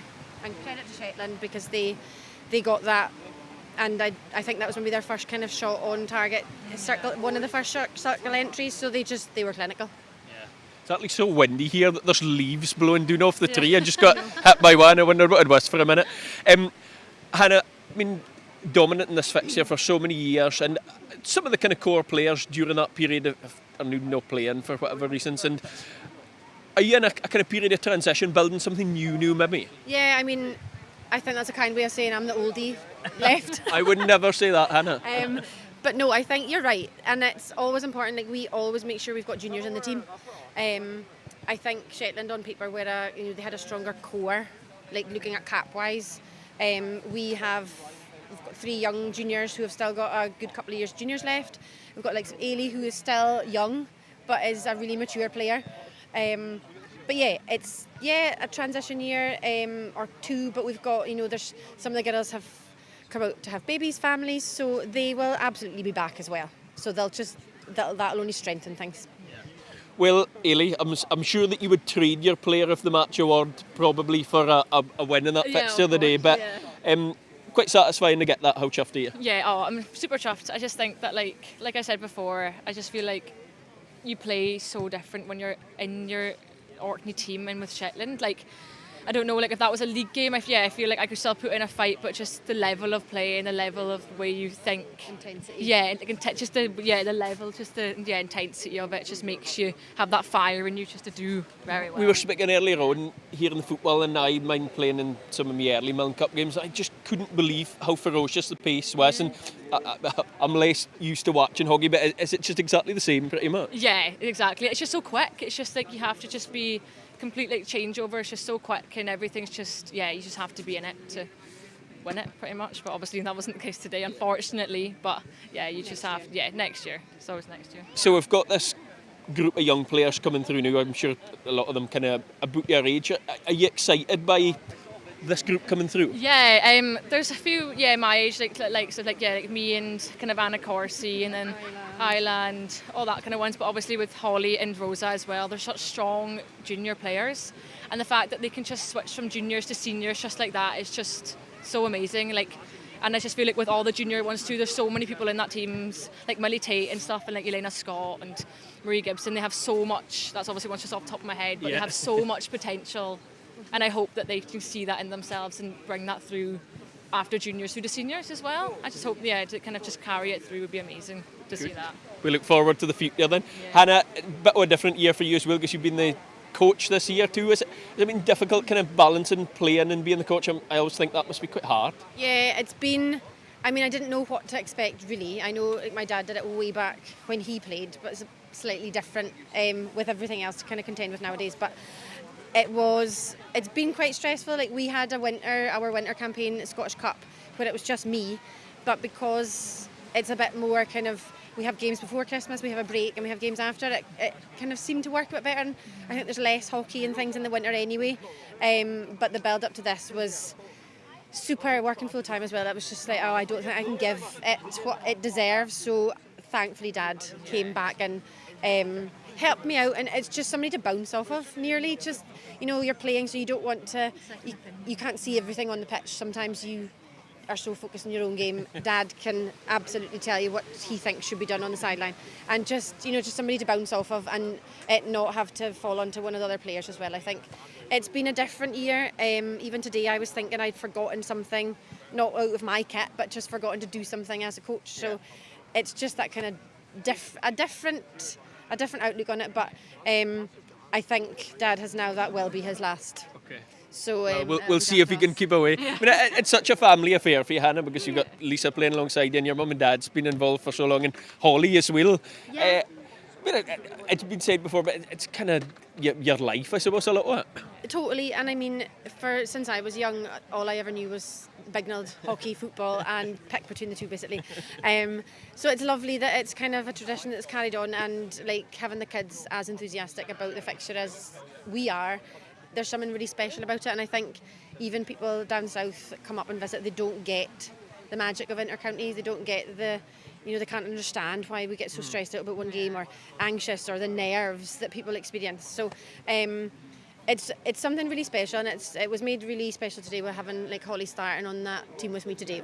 It was really, really nice, and we're glad that we got a chance to just pay a special tribute to Mum and Dad at the end of the game too, after Mum's kind of last minute quick exit after 2 years ago. We didn't really have a chance to properly plan anything, so that was nice as well for them. Very, very well deserved. Well, you're watching the football here, really. Is Orkney going to mark a comeback, you think, in the second half here? I think they can. They've got with the wind. Yeah, with the wind as well. I think that could definitely change things up a bit, but hopefully, fingers crossed. We were just saying, weren't we, that like the corner nearest us, which kind of sheltered by the trees, there's actually no much wind there. And then you look at the corner flag and the other side, and it's just going. Flapping in the wind. Yeah, absolutely. Listen, thank you very much for joining us. Enjoy yourselves, and commiserations for the game earlier on. Thank you very much. Okay, well, we've no sign of Madonna or Ronaldo and Ronaldinho in the tracksuits yet. The halftime entertainment doesn't seem to have appeared. We're expecting Ruby Randall or Leighton Floss or somebody like that, but no, it'll maybe come yet. We'll invite Hamish Flett and Bruce McCulloch back here to look ahead to the second half now. And Hamish, it's going to be a bit of an uphill task for Orkney to come back for this. Yeah, it is. Shetland are obviously in the driving seat, but I don't think it's impossible. I think they've created enough to give themselves a bit of hope, and I think they need to stay positive. If they can start this half well, they nick a goal, it's game on again. So you never know, but yeah, it'll be tricky. Do they need to look at their formation or anything? I don't know. I would maybe bring George Ewing back a bit to get on the ball a bit Because more. we spoke about him before the game and he's not really managed to get involved as much as he would have liked. Yeah, and he's dangerous in that 10 position, but he maybe needs to try and get on the ball a bit more. So it sounds bizarre being down, but I would nearly bring him back to just get a bit more possession and foothold in the game. But I think when they get the ball, then they need to spread out, get the full-backs wide and try and keep the ball for a wee bit longer maybe. But yeah, that's what I'd say. Bruce, Greg Tulloch is somebody that I always see scoring a lot of goals in the league in Shetland. Maybe hasn't quite done that in the inter-counties yet, but he took that first goal that he scored quite well, didn't he? Yeah, it's two great finishes. Well, you could argue with the second one. Was it a finish or a cross? Well, if I was Greg, I would be taking it as a shot. But anyways, absolutely. I think for me, Greg's strengths, having watched him, plays really well instinctively. So when that ball drops, he's there to put that slip. It's maybe when he's got a wee bit more time, but certainly he's finishing, and not just his finishing, but he's caused a bit of havoc up there today as well. He's worked tirelessly for the team as well. That's important. Yeah, he has absolutely. Well, we'll see if he gets his hat-trick. The two teams are back out here on the Picky pitch, and time to hand you back over to Neil Fenwick, Adam Stainshire and Adam Harkis. Thank you, David. Yes, the sun has come out, but it remains blustery and bright here at the Picky Centre. Second half of the Milne Cup just starting off. I'm just setting my watch. Wayne Kirkness clears. Into Calvin Lease. Calvin Lease goes wide to Jameson. Jameson, Tulloch turns. Breaks for Jameson. Oh, good save with the feet by Cameron McConaughey. Here's Ewan Irvine. Danger not over yet for Orkney. Matthew Murray nutmegs Jason Scott. Will it run for Irvine? It does not. Bailey gets ahead on it, but again, no one close enough to him to pick up the ball for an Orkney ball. Here's Harkness, ball at feet again, wide. Jameson, right across the face of the goal. Thorfinn Scott will gather. Scott, Ewing, back to Hancock, the East United trio there. Well charged down by Harkness, and it's a Orkney by kick. No sign of any substitutes that I can see so far, so it's as you were, and that means Orkney have Cameron McConaughey in goals, a back four of Helliwell, Kirkness, Tulloch, Hancock. Aidan Draver, Thorfinn Scott are in midfield. George Ewing's ahead of them. Jason Scott wide left, Toby McLeod wide right, and Xander Bailey up front. For Shetland, they have Matthew Murray at right back. Henry Oldbury's in goals. Copeland and McNiven in the middle, and Lawrenson left back. In the middle of midfield, Jack Clubb, Lewis Harkness, Calvin Leask. Wide right, Ewan Irvine. Up top, Greg Tulloch, and left midfield, Hayden Jameson. So that is your lineups. It's 3-1 to Shetland, and we are just about 2 minutes into the second half. And are you surprised, Adam, to see no changes from an Orkney point of view?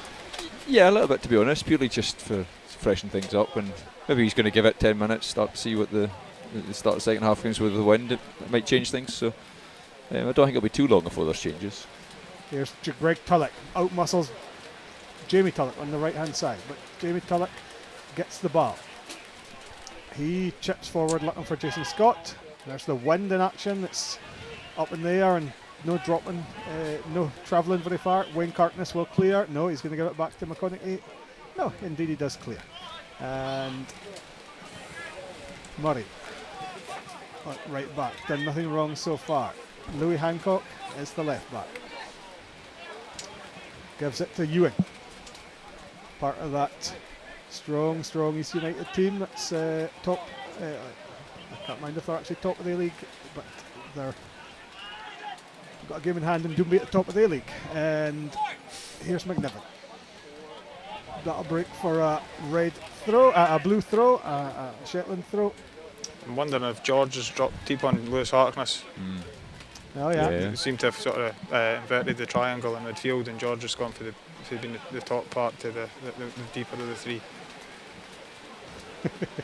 Just a bitty bit of handbags, not quite handbags, but Aidan Draver making a point to Matthew Murray, the right back. Here's Harkness. He's found a space at the edge of the Orkney box. Twists and turns, gets the ball away, but a bit of miscommunication between defence and keeper for Orkney. Now here's McLeod. McLeod will look for Jason Scott, but he has to go back to Hancock. Up the line towards Jason Scott now, can't control. And yeah, Neil, you mentioned there, it looks like Thorfinn Scott has taken a step forward, and George Ewing having to deal with Harkness, but I suppose ultimately you're trying to, Orkney have to find a way back into the game, not to nullify Lewis Harkness. But sometimes it comes through that. It's not. Sometimes you make a defensive change that affects your ability to be offensive. And to be honest, if I was Charlie, my first priority would be to stop Lewis Harkness and then look to build at the other end of the pitch. Interesting. So it looks like Ewing slightly deeper. Thorfinn Scott, his East United teammate, slightly more advanced, just in the early stages of this second half. Thank you for joining us on BBC Sounds, on Facebook and on 93.7 FM.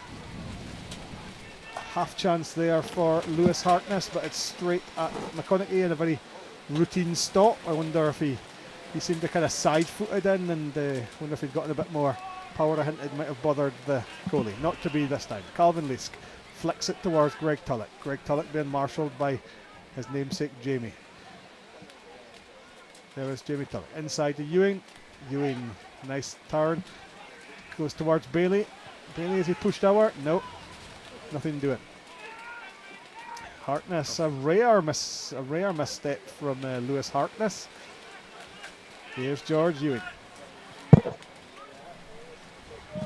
Long ball, but you're ambitious with this win, but Jason Scott does well to keep it in, and he does well to come out with the ball as well. Here's Jason Scott to Xander Bailey on the edge of the box. Will he get a shot away?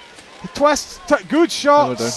Decent save by Oldbury, and that was Xander Bailey with the left foot from the edge of the box, and it's clawed wide by Oldbury. And a bit of encouragement, Adam, for Orkney. Yeah, definitely. That just came down from Jason's will to keep the ball in, because I actually thought the ball was short, but he went in behind and he did win. Xander showed good feet and decent stop with the goalie. Possibly one for the cameras. The thing for Orkney this half is, although they've got the win, you have to play it properly. You can't be playing long. I mean, that was a bit fortunate that Jason had the pace and the determination to keep the ball in, but sometimes when you've got the wind at the back, it's all about playing short and not playing long. So Jason Scott will get a second chance at the corner. First one came to nothing.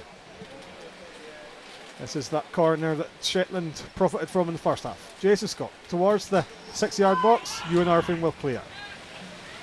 Hancock needs to meet it. He's been hassled out of it by Greg Tulloch. Well done, Greg Tulloch.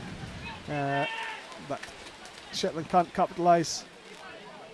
All the way back now to McConaughey. He'll go long. Toby McLeod underneath it, his Strumness teammate. Jason Scott still not made his way back to the left-hand side yet. Here he is. Here's Ewing, but very routine for Oldbury. He calms the ball down and wastes a precious few seconds. Throws the ball out now to Matthew Murray on this right-hand side. 7 minutes into the second half. Murray's looking for the run from Irving. Noted out, but it'll only fall to Harkness. Very dangerous here at the edge of the box. Will he look for Jameson? He's going himself. I should have passed it. Yeah, Jameson was in a lot of room there, Neil, and a rare mistake by Harkness. There's Ewing on the right-hand side. Looking for the handball, not doing. Pretty routine free kick there. I think Lauren was quite happy with that one. He's quite sure what to do in the right wing there. But he actually started off as an attacking midfielder, but that was a long time ago. Yeah, one of those players that's gotten further and further back, and an established player at centre half now for the Shetland county side. Here's Irvine on the right. Can he shepherd it out? No. Irving goes back to Leask. Captain Good ball. Leask, lovely ball. And it's been given as offside. I think Cameron McConaughey would be quite pleased with that one because he got a glove on that, but it fell Bonnie for Shetland, so he's glad to see the flag of George Brown raised. Yeah, he wasn't very convincing coming for that one. It was a bit of a flap. Nodded on by McLeod now. Copeland being hassled all the way That's by better. Bailey, but it doesn't run for Orkney. It'll be a Shetland throw in. Lawrenson, 37 years old now.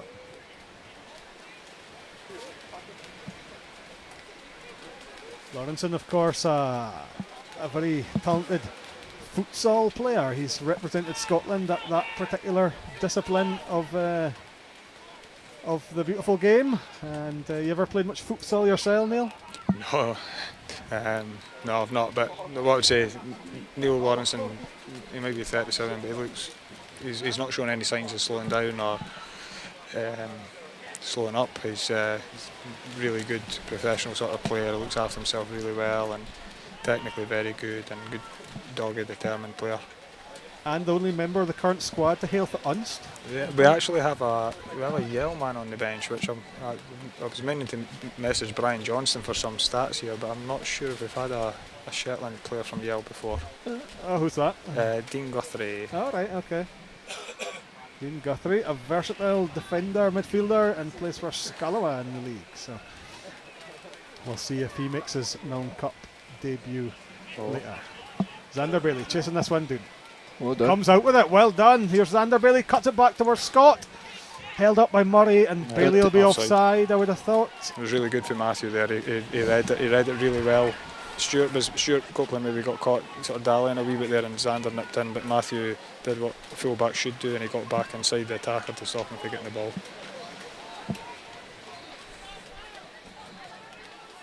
So, yes, didn't amount to too much there, but aren't they in the Shetland box, which is where they want to be if they're going to get themselves into this game. They're 3-1 behind. Need to change their fortunes in the not too distant future if they're going to get back into this.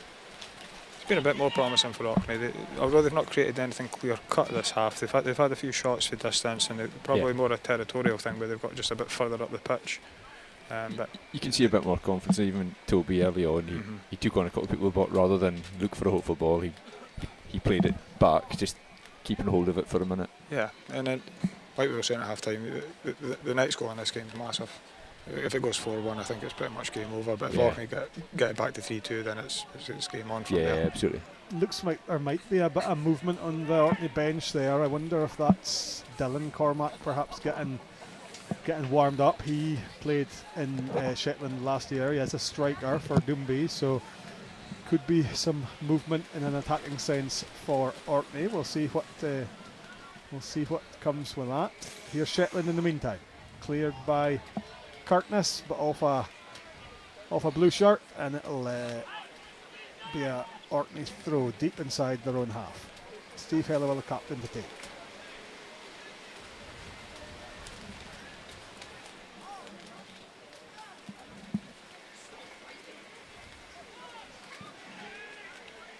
Here's Greg Tullett.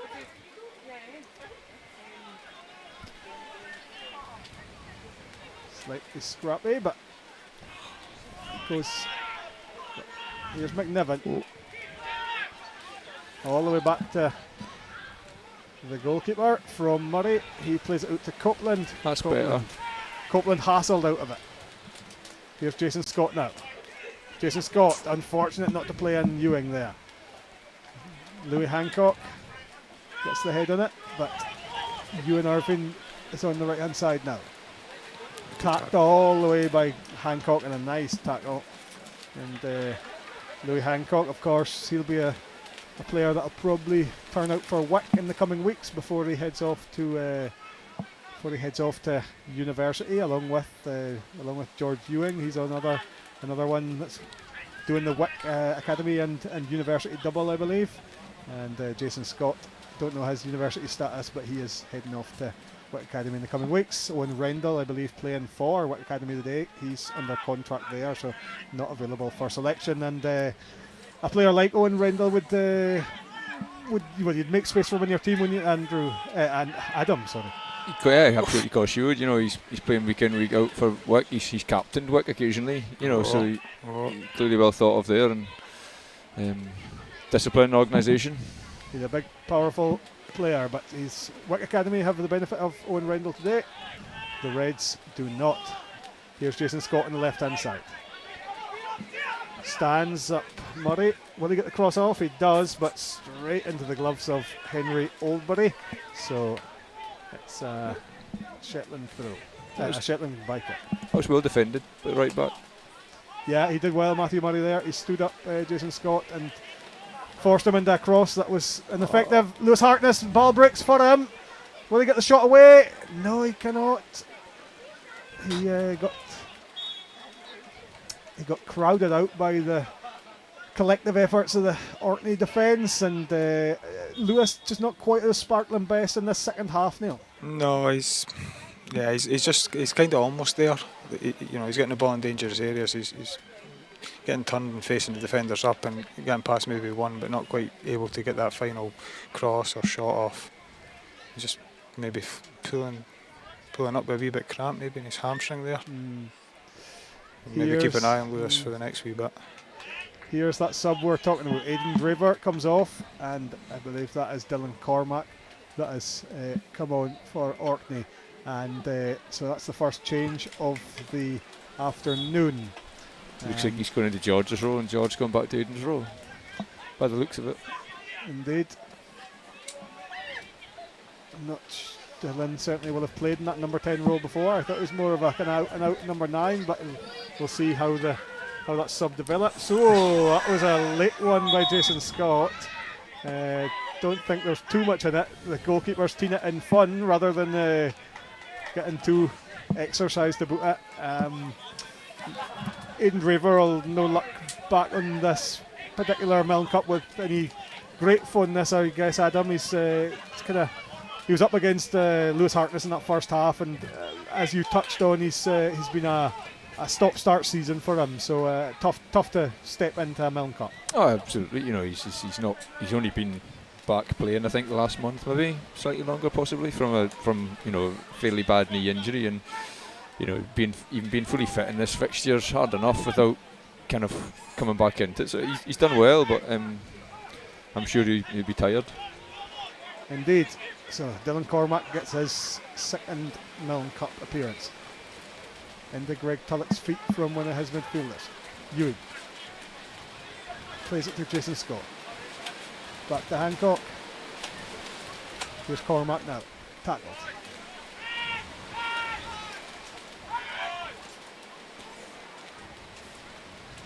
I think what Orkney could do in the middle of the park is a Jack club.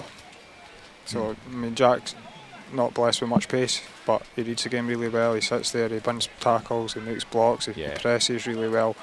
And Orkney could really do a player in that sort of number 6 role, just sitting in front of defence, stopping the attacking players from getting through on goal. Yeah, he's quite an imposing figure. Yeah, I relied on Jack a lot in that midfield, and he's good. He talks. He's a really good organiser, and just sort of gets about the pitch, does his business. It's great. He kind of goes unnoticed a lot of what he does. So we're just past the hour mark on in this Milne Cup fixture. Shetland still 3-1 ahead from half time. So Orkney have half an hour to find at least 2 goals, or Shetland will win their 66th Milne Cup, sitting on 65 Milne Cup wins at the moment. Orkney way back on 42. This is the 108th edition of the game, the first one at the Picky Centre since 2022. What was the score in that game, Adam? It slipped my memory for a moment, Neil. Yes, Neil Fennick, of course, manager the last time the fixture was held here. Shot! Good shot. Yeah. Yes! Really good goal. That's the first we've seen of George in a really dangerous position, and that's the quality he's got. That's what he can do. Yeah, and that's Orkney been missing that. They need more of it. Orkney put one back on the board. George Ewing just found a half a yard of space around 22, 23 yards out and arrowed it into the bottom corner. Game on here, Adam. Yeah, it's such, I thought as well, it's actually quite brave taking a shot on that far out. You know, I'm glad he did. But normally people were thinking for a couple more touches, but he clearly confidence that he can hit the target. And Adam, you'll tell us, we're 20 minutes into the second half almost, and this is when the legs start to get a bit heavy. Yeah. You know, it's a big pitch.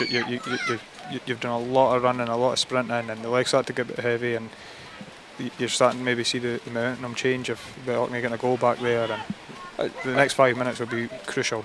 You said that before, yeah, it's momentum. Oh, here's Ewan Irving in and goal. That can't wrap his foot around it. Subs have a big part to play. Yeah, I think definitely. I think I've used my full 5 subs. But in the first game that I did, I've used them out every game because players, they start to tire and start to pull up with injuries, and you definitely need to use the full bench. No sign of any movement on that Shetland bench yet, and Orkney have made the one sub, Cormac for Aidan Traver. So Orkney 2, Shetland 3. 5 goals in this. Lovely header by Xander Bailey. Toby McLeod's in on goal! Oh, he's got it! That was a big moment. Good save with the legs by Oldbury, and it broke then for McLeod again, but he couldn't get a decent shot away. Lovely hit by Ewing. That was a lot closer than people think. I think that was not far away. That was maybe a yard or two outside. Lovely technique for George, because that is not an easy ball to hit. He struck it really nicely. It's like you're saying, Neil, it's all about momentum, and it just feels it's going the way of the team in red at the moment. Yeah, you see it, and it's massive in football. You know, it can change things so quickly, and all it takes is one goal, and it's changed. The whole makeup of the game now has changed. And as well, you're saying with people getting tired, start stretching. All of a sudden, there seems to be a lot more space. And you might see like Jason and Toby and Xander and George, and that suddenly they've got a wee extra yard in their run. Absolutely. Yeah, it changes things. All came for a flick on by a Xander Bailey header there as well, Adam, didn't it? Yeah, it's probably the first header he's won against Stuart, I think. He's won one or two, but that was the first one that's kind of amounted to anything, if you know what I mean. But it's, yes, Orkney doing well at this moment in time. You're seeing George there, like he looks involved now. You know, he looks hungry. He's bouncing about the pitch. He's getting touches. He's playing passes, and from an Orkney point of view, that's what you guys will want to be seeing. Yeah, he was kind of on the periphery a lot of the first half. And up and under from Ewing now, looking for McLeod. Will it break? It doesn't. It's not a bad ball in these conditions with that wind. From a defensive point of view, try header that when it's moving and swirling all over the place. Horrible. Ewan Irving turns Hancock, but where's Jason Scott? I think got on the road, but he just happens to be doing a bit of cramp. So a happy coincidence there. And I didn't even see him there. No, I don't think you and either did. No, he was lying on the ground trying to get a bit of stretch in his legs. Couple of boys down, couple of boys stretching and cramp. Yeah, Lewis Harkness again. I mean, that would be a big loss for Shetland if Lewis doesn't recover for the cramp. Yeah. He's smiling here. I think in the interest of his hamstrings, Adam, get him off. I mean, save his hamstring. I'm almost tempted to go down and give him a rub and get him back on. Yeah, scored 19 goals, Lewis Harkness, this season, including 3 hat-tricks in the space of 10 days in June. So I don't think it even shows the true thing, because he's been working all shifts, and I think he's not even played anywhere near 19 games. He's just. Is that right? I think he's only played 9 or 10. It's just. I think Jason Scott's misses one here. Yeah. Thankfully, Orkney do have lots of attacking options on the bench. Colin Dick, maybe? Yeah, absolutely. He's a tricky player, really tricky player. Bradley Cormac, more of a defender, but he is left-footed, and Alfie McNamara, young talent from Strumness, so there are options there. I wonder if that looks like it might be Bradley Cormac, perhaps. Which he's certainly capable at left midfield. I think he would probably be best known as a left back for Doomby, but he's plenty of pace, and we'll see if that is indeed the change for his Milne Cup debut. So Jason Scott will go off at this side. Physio Paul Bain. I think it's more than just about cramp. You'd be back on your feet by now with cramp. Something's happened, Jason Scott. So his Milne Cup is over for this year, and that was Jason Scott's 3rd Milne Cup. So hopefully that injury is not too bad and he can resume for East United for however long he can manage before he goes to Wick Academy. So Orkney persevere with 10 men for the moment. They'll be looking to make that sub as soon as possible. Ewan Irvine, lovely ball. Jameson just can't quite get his head on it, and it'll drift over to the far side. Helliwell keeps it in. Goes long, looking for Cormac. Nice idea, but cut out. Tulloch lays off to Jameson. Intercepted by Tulloch. Jamie this time. And cleared by Wayne Kirkness. There's Ewan Irvine drifting inside. Looks for his strike for Lewis Harkness. I think he's done as well, to be fair. It's just drifted out a wee bit this last 5-10 minutes. I don't know if it's a cramp or if he's picked up a wee knock or something, but he's gone a bit quiet. McLeod's ball to Cormac there, just not quite. Get in the middle of the pitch now. Jason Scott's going to give things another go, so. That magic sponge for Paul Bain must have been enough. I think I would be tempted to get a fresh pair of legs on, but Jason Scott giving himself another chance at this. A bit naughty, that one. I had my eye on a seagull there. It's enjoying the. Adam, concentrate on the match, mate. Got a job to do here, Paul. So let's speak about Wick Academy, and then a scorey goes by. It's like it was meant to be. 20 minutes to go in the Milne Cup. Orkney 1 goal behind. Orkney 2, Shetland 3. Jamie Tulloch with a free kick in the centre circle. Looks for Bailey. Bailey nods on for Kirkness, but that's another one. Xander Bailey's winning. He's starting to just pick up wee headers, and they maybe not been cut headers, but just enough to move it on for somebody else to get a chance. That's what he's not quite what he's there for, but that's a big part of Xander's game, is that hold-up play and knocks on. But that wasn't happening in the first half at all, and it's you've started to see that now. That's maybe 3 or 4 he's won in there, and you're just needing it to break kindly for Orkney. Yeah. Oldbury clears the ball long, but straight out of play. Tom Huggard, the fourth official, straight there with. He's obviously been doing kick training with Eric Peterson. You said it, Neil, not me. Well done. Here's Bailey, rides the challenge, and another. Done well here, cut out by Copeland. It'll be a Orkney throw, just in line with the 6-yard box. Looks like Helliwell's going to take. Nobody that I can think of with a particularly long throw, so it'll just be a. In about that kind of corner flag area. Xander does well, but can't find a red shirt. Jamie Tulloch takes it in the chest, does well up and under towards Jason Scott, but that was just not quite on target. And Oldbury will waste a valuable few seconds here. He's not being pressed. Xander Bailey trots into the box now, and that forces Oldbury to give the ball to McNiven. McNiven towards Clubb, the goal scorer, and Clubb gives it to Copeland. Copeland to Jamieson. What have you made of Jamieson's performance in his Milne Cup debut, Neil? Yeah, I'm a massive fan of Hayden. I really like him as a player. He's been in a. Shetland are in the box now. Straight into the gloves of McConaughey. Yes, come back to Jamieson. Yeah, I think I'm probably sum up both him and Ewan Irvine at the same time here. They've been on the periphery at times. There's been wee bits where they've been involved and then they've drifted away. And so far, not too bad on his debut, but I'm such a big fan of that Hayden. I expect a lot from him.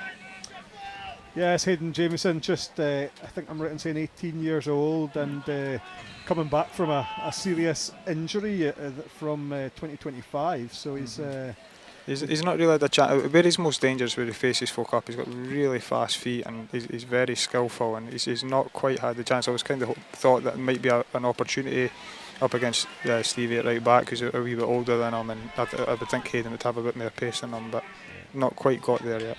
Well, he's been banging them in for Scallowell this year, 17 goals for young Jamieson, and he will desperately hope to be heading back home with a medal the morn sometime. Tulloch, Greg Tulloch, he heads towards the byline. He's been hounded by Kirkness and hounded into putting the ball out of play. I think it looks like we're going to get a sub now. Looks like, yes, indeed, that is Jason Scott's time to come off, being replaced by, I believe that's Alfie McNamara. I think we'll get that confirmed shortly. Indeed it is Alfie. I think young Reece Black seems to be doing quite a bit of a warm-up on the touchline for Shetland and maybe putting his shin pads on, so we might be seeing him shortly for his debut. I would imagine he'll come on either for Ewan or Hayden. Reece Black, Ness United, so we'll see if he comes in. Looks like McNamara is going to come out to this left-hand side, so a straight swap. And Adam, is he a player you've seen much of, young McNamara? I've only seen him, obviously his first year of senior football. I've seen that he's got a great goal in junior at county, and I watched him play against my team Rovers at the Big Mud one night, and he scored in that game too. Yeah, he's good feet, kind of like an old style winger. He wants to take on people, so hopefully with fresh legs he can do something. I think Reece Black's come on for Hayden Jimison there whilst we were talking. Oh yeah, on the far side there. He's coming at left wing. So a straight swap on the left hand side for both teams. Reece Black comes on for Shetland, replacing Hayden Jameson, both debutants in this fixture, and as is Alfie McNamara. I think Alfie just 16, so he's got a lot of Milne Cups ahead of him, hopefully. Here's Irvine. Oh. And here is Black. Will he get a shot away? He does! Whoa. Spelled by Good McConaughey, save. but done well. The second one, it's no. Well done. A third save by McConaughey in this play. Here is Clubb. Has to turn back. Oh, Good nice play. bit of play between Murray and Clubb. But given away. Almost a dream start for Reece Black there, Yeah. first touch. Yeah, it was saved well by McConaughey, but he made a bit of a mess of it, but he recovered the situation, so remains Orkney 2, Shetland 3. You're listening to Radio Orkney, and we're live on Facebook as well. 2026 Milne Cup. Hancock, down the line. Cleared by Murray. Here's Thorfinn Scott. Gives it to Cormac. Awkward. Cormac out to McLeod. McLeod turns. Helliwell marks the overlap and run. Ewing has a bit of space. A ping ball to McNamara, but I wonder if McNamara was expecting the ball to be cut out there, and it's he couldn't bring it under control. There's that Scotty back again. I wonder about. It's time to move Toby more central because he's getting on the ball more, but his influence is starting to grow, and I wonder if getting him through the centre might bring Orkney a bit more joy. I was going to say Rovers more joy there too, but Got your Rovers hat on for a second there. he'd be an alright signing for next year too. I'll believe it when I see it. Me too. Oh, that was a good header because Ewan was on. Well done, Wayne Kirkness indeed. Cuts out the header. Gives it to Murray. Murray looks for Irvine. Irvine does indeed emerge with the ball. Gives it to the right back, Matthew Murray, but he just can't quite keep it in play. It's a good game so far. Matthew Murray's been very solid, and Jason never got too much change out of him, and Matthew will keep going all day long. He'll run forever. I'm led to believe he's maybe fond of a booking now and again, Mr. Murray. Yeah, there's an ongoing joke in Shetland. It's a yellow card to Matthew Murray. But yeah, I always joked to him that he was that daft he didn't ken he was tired. That's why he was still running for all game. And he's got a bit of a rivalry going with his own brother Johnny, who plays for Celtic, whereas Mr. Matthew Murray plays for Spurs. So a bit of divided loyalty there. Yeah, there's a bit of a rivalry between Celtic and Spurs, and it's quite good because they quite often come up right directly against each other.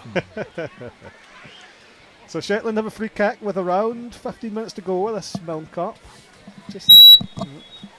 Sorry about that.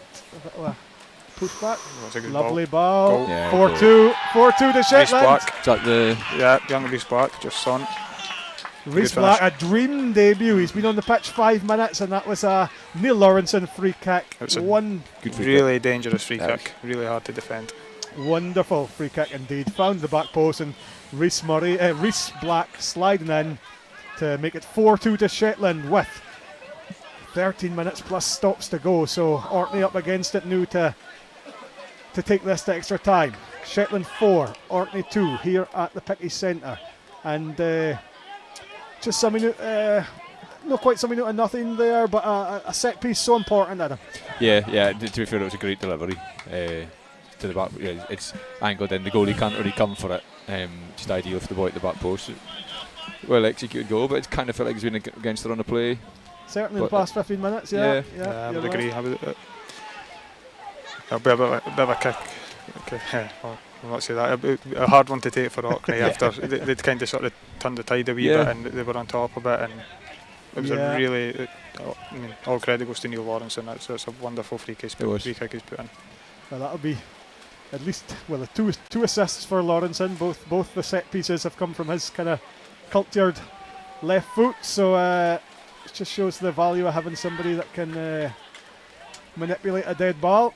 So Rhys Black becomes the latest scorer in this fixture. 6 goals now, 4 of them going to Shetland. And when he came down in the boat last night, Neil, young Rhys Black would have been dreaming of a goal in his debut. Yeah, you couldn't make it any better. Rhys he's a really good wee player. He's got really good feet and technically very good dribbler. But it was a good slide tackle finish. Yeah. But I think I see young Jack Simpson maybe getting warmed up there. Might be coming on shortly. Indeed. An Island Games veteran, Jack Simpson, went to the games in 23 and 25. Louis Hancock goes off and Xander Bailey goes off, so a double sub here coming for Orkney. I think Bradley Cormack will be a straight swap at left back for Hancock. And I think you've got your wish. Toby looks like he's maybe gone more central. Yeah, it's just the one sub indeed. Sorry, I just looked awful like Hancock was trotting off there. There was a seagull in the distance that caught your eye. That's Ewan Irvine away off for Shetland and Jack Simpson coming on, so there'll be a wee change. I think Lewis Harkness is going to come and play right wing, and Jack Simpson will go into that number 10 role. Looks like it indeed. So a bit of a shuffle of the pack for both teams. Toby McLeod's going up front, we think, and Louis Hancock going from left back to right midfield. Cormac Bradley, the Bradley of the brothers, is at left back. He's another debutant in this fixture. He's dealt with it because the keeper's got to tell him, and he's obviously not talking. A miscommunication. Here's McNamara, his first chance to get his foot on the ball, really. Bradley Cormac, poor touch. The ball come towards us. Goes. I think Matthew Murray celebrated that tackle, massive, wasn't it? Yeah. He's a very emotional man. Starting to see how he gets a book in. Here's Cormac now. Throws it in, looking for his brother Dylan. Cleared by McNiven.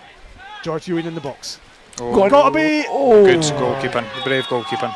The ball was there to be won. Louis Hancock had every right to go for that, but brave goalkeeping, as Neil Phoenix says. He's put his head in where it hurts, and he's going to get a bit of attention, so we'll have a bit of a hold up here while that's done.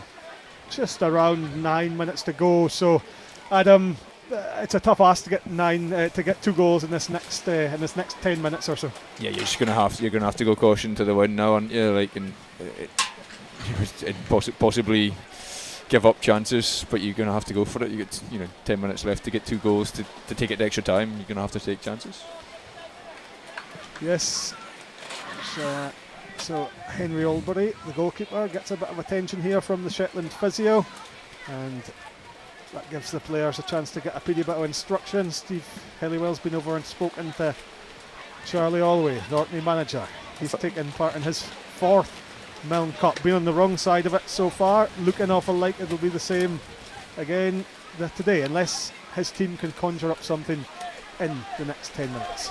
I think from a Shetland point of view, we're probably looking at Jack Clubb and Lon McNiven, Calvin Leese, the more experienced players, sort of getting around the young boys here, because we're obviously missing the leadership qualities of James Farmer, who's been captain the last few years. So yeah, we're looking for the older guys here just to get the young boys through and sort of manage the next 10 minutes of this game.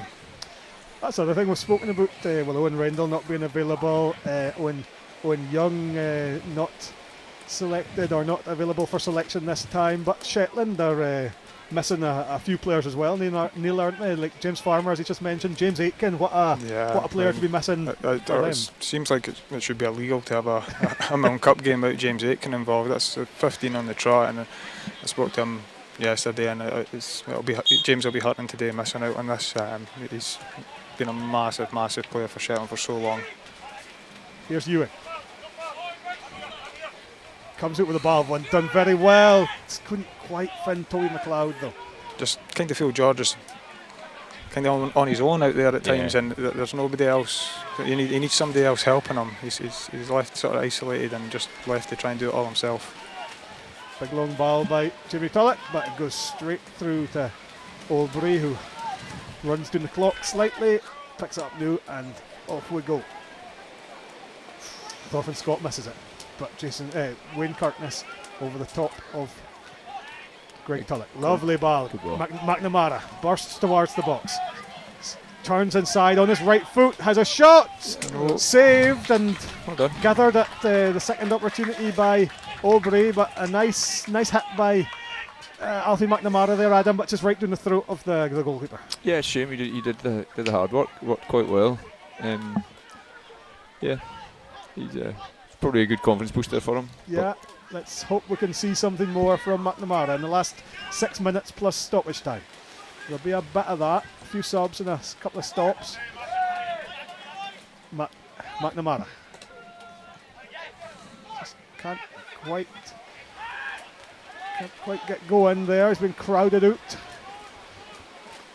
Orkney needs something to happen and fast. They're 4-2 behind in the 108th Milne Cup here at the Picky Centre. Thank you for joining us on Facebook and Radio Orkney on FM and BBC Sounds. It sounds really simple there, but the number 4 there, he was under a bit of pressure, and rather than just slashing it out, he just took his time and went back to the goalie. That's typical of Lon McNevin. Lon probably needed a shower after the game. He didn't even expect. He's so calm on the ball, and it's just at that moment. Yeah, that's it's experience, and probably a wee bit of quality that Orkney may be missing a wee bit at the back.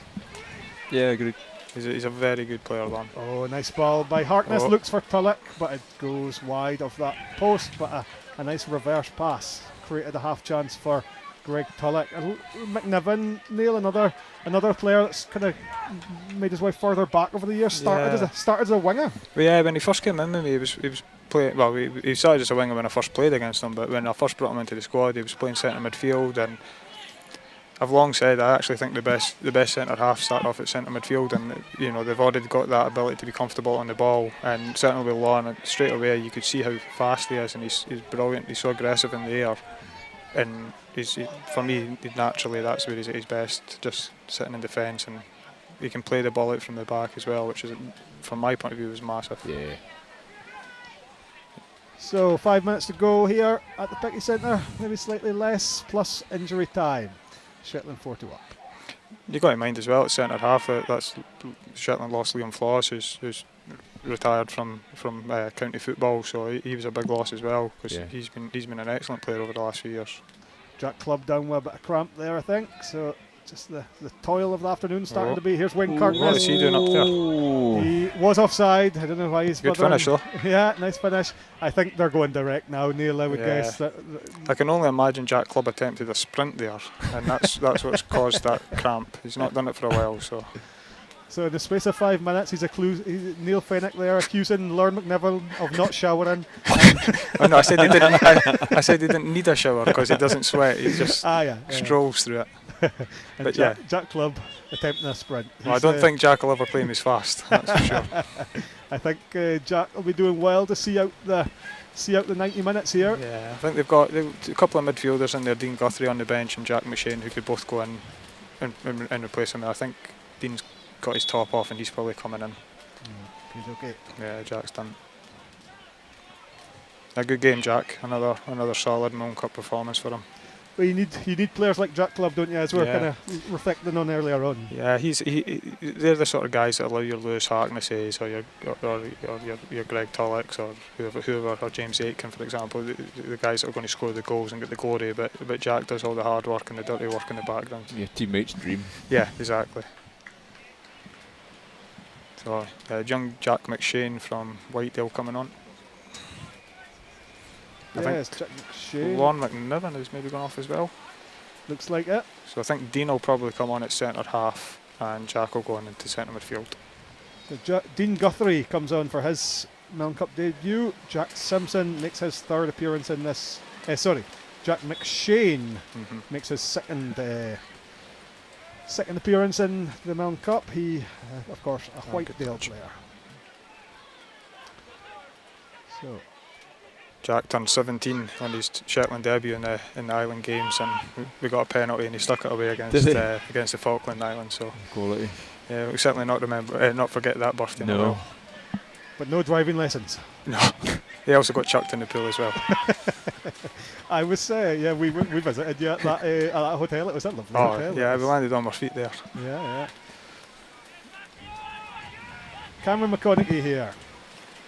He has not much he could do about any of the Shetland goals today, really, but looks like he's going to come out on the wrong side of another Milne Cup. 4-2 to Shetland with about 90 seconds of regulation time to play. Yeah, it's gone a little bit flat with the substitutions, and I think Orkney are maybe accepting their defeat now. Shetland's just managing the game out, really. Or that's how it feels. It's difficult when you're two goals down to. No, I think he got the ball there. It was a good tackle. Ball, yeah. It was acceptable in our day. But it's like we were saying at half time, that when it was 3-1, the next goal was going to make it, and when Reece stuck that away and made it 4-1, that was pretty much game over, I think. And yes, Harkness heading for the corner. Shetland a game management here. He'll actually give away a goal kick, a pinball, and it's Orkney by kick. 30 seconds of regulation time to go. In the 108th. Oh, the Scotties are landing on the pitch. No, that's who flat it's got an Adam. Here's Kirkness, the makeshift striker. Orkney, not quite desperation, but when you're sending your centre half forward as a battering ram, that's normally an indicator you're needing a goal. Wayne Kirkness, a veteran of that particular role. Tulloch crosses, but it's cut out by his namesake Jamie. Drops for Ewing. Ewing clears towards McLeod, but Guthrie gets a head on the ball back towards his goalkeeper Oldbury. Oldbury's enjoyed a fine Milne Cup debut, Neil. Yeah, he's done well. He enjoys being that guy too, doesn't he? Yeah, he does. You know what I mean? He's got a bit about him, Henry. Yeah. He's a bit of a character. That's the one. But he's done well. Like it's not easy coming, especially in goals, probably away from home, and not really had much a chance for the goals, and he's dealt with what he's had to deal with. Yeah, absolutely. Kirkness will get his head on it. Not quite, actually. And McShane touch. Looks for Harkness, who's done well to keep going. A whole 90 minutes. Turns. Shoots in the side netting. Lewis is desperate for that goal. Well, that first half performance. In the middle is desperate for a hat trick. He's not passing that ball. I know him too well. That first half performance was worthy of a goal, I would have said. He's been quieter in the second half and has moved out to the right hand side. Shetland he's coming on now. Just used their full complements of subs here. Good Sandwick man coming on, Dylan Leishman from Nash United. I think he's not sure who's going off. Matthew Murray coming off at right back. Matthew's had he's had a really good solid game and not much gone past him. So another player getting their first experience of this historic fixture is Dylan Leishman of Ness United. So unfortunately he's a Hibs fan, Adam, so I'm not going to give him too much praise. Oh well, at least this will have improved this week after that nightmare result in Kosovo. I don't know about nightmare, I quite enjoyed it. Well, it's about the only thing a Hearts fan has enjoyed this summer, isn't it? Yeah, it's been a tough one. That's Lewis down again. I don't know if they used all their subs, have they? Not that'll matter, there's not much left, is there? Just counting up, it'll be, I think they maybe do have one more. McShane, Leishman, Guthrie, Simpson have all come on. And Black as well, so that'd be 5. So I think he seems to be okay. I think he's he's going to see it out. He likes the attention, Lewis. We're 2 minutes into extra time here, into injury time. He's having a bit of banter with the crowd now, I think. He's got you know what? That's often what the difference is between good players and really good players. He's got a bit about him, a bit of bite about him. He likes that sort of interaction with the crowd and opposition players and sort of winding them up. And it's going to make him play better. Yeah, we scuffles all over the pitch and. Yeah, sometimes you step over the line a wee bit, but Lewis has certainly today sort of managed to keep himself the right side of the line. It's when you've got the ability to back it up. Yeah, I think we've all seen over the years that he definitely does. Yes, Lewis Harkness, he's coming out on the right side of his 6th Milne Cup, and I think they've won the vast majority of those 6. He lost one the 2022 Seafield game, the 2-1 after extra time. He scored in that game. The you won 5 of your 6 as manager, Neil. Does it get less special, or is it? No, definitely not. No. In fact, I think the ones that we won by the odd goal were not too. It seems funny, but it's quite easy when you're winning 8-7 or 8 or 5-1 or 6, whatever it is. But when you win a wonder goal for, I think it was Lewis in the extra time game, an absolute wonder goal, right in almost the last minute extra time. That's for me, that's more special because you've had to fight and you've had to earn that one. Yeah, that was the one at the Bignell a couple of years back now. In the box. Good hands. Big Oldbury, well done. Yeah, he's been solid, Henry. He's put in a really good performance, and he'll be happy with what he's done today. Rose like a salmon into a pack of bodies there. I don't know what that kick was. Shoot! Oh. George Ewing does shoot. It's going to drop in. Yep. It does. What was that? Yeah. Take that back. 4-3, George Ewing from 45, 50 yards. What I would say is that Henry's biggest problem is probably his kicking. It's probably the weakest part of his game, and I don't know, he maybe got a bit carried away there. And with all that stoppages, it's bound to be about 15 minutes added time. I think that's full time now, boys, isn't it? We've played 4.5. I would guess there'll be another minute or 2 yet. A couple of hydration breaks and. Here is so it's 4-3. Shetland 4, Orkney 3. A bit of hope given to Orkney late in the game. I think there must be. That's 50 minutes or so for me. They would love to just have one half chance yet. Just one sniff in the box for Orkney would be. Here's Jamie Tulloch. He'll have to mop this up. Gives it back to McConaughey. McConaughey will go long. He looks for. Oh no, he can only find a blue shirt. There is Dylan Cormack. Well, that's poor at this stage, but he's been marshalled well by the Shetland midfielder. Steve Halliwell gives it back to McConaughey. He will go long. No sign of Gavin Lees checking his watch yet, and his timekeeping is one of the things he's best known for. I think his watch is broken or something here. Cause Jamie Tulloch looks for McNamara. Can't find him. Bradley Cormack desperately needs to get this ball. He's going to head to the corner. Harkness, you've got to believe. It's the one man you're probably wanting to take that ball up in the corner. Cleared out of play by Ewing, but this is an opportunity for Shetland to waste a few more seconds. So gives it, the throw goes to Tulloch, but it'll be a goal kick. I'm not sure about that one.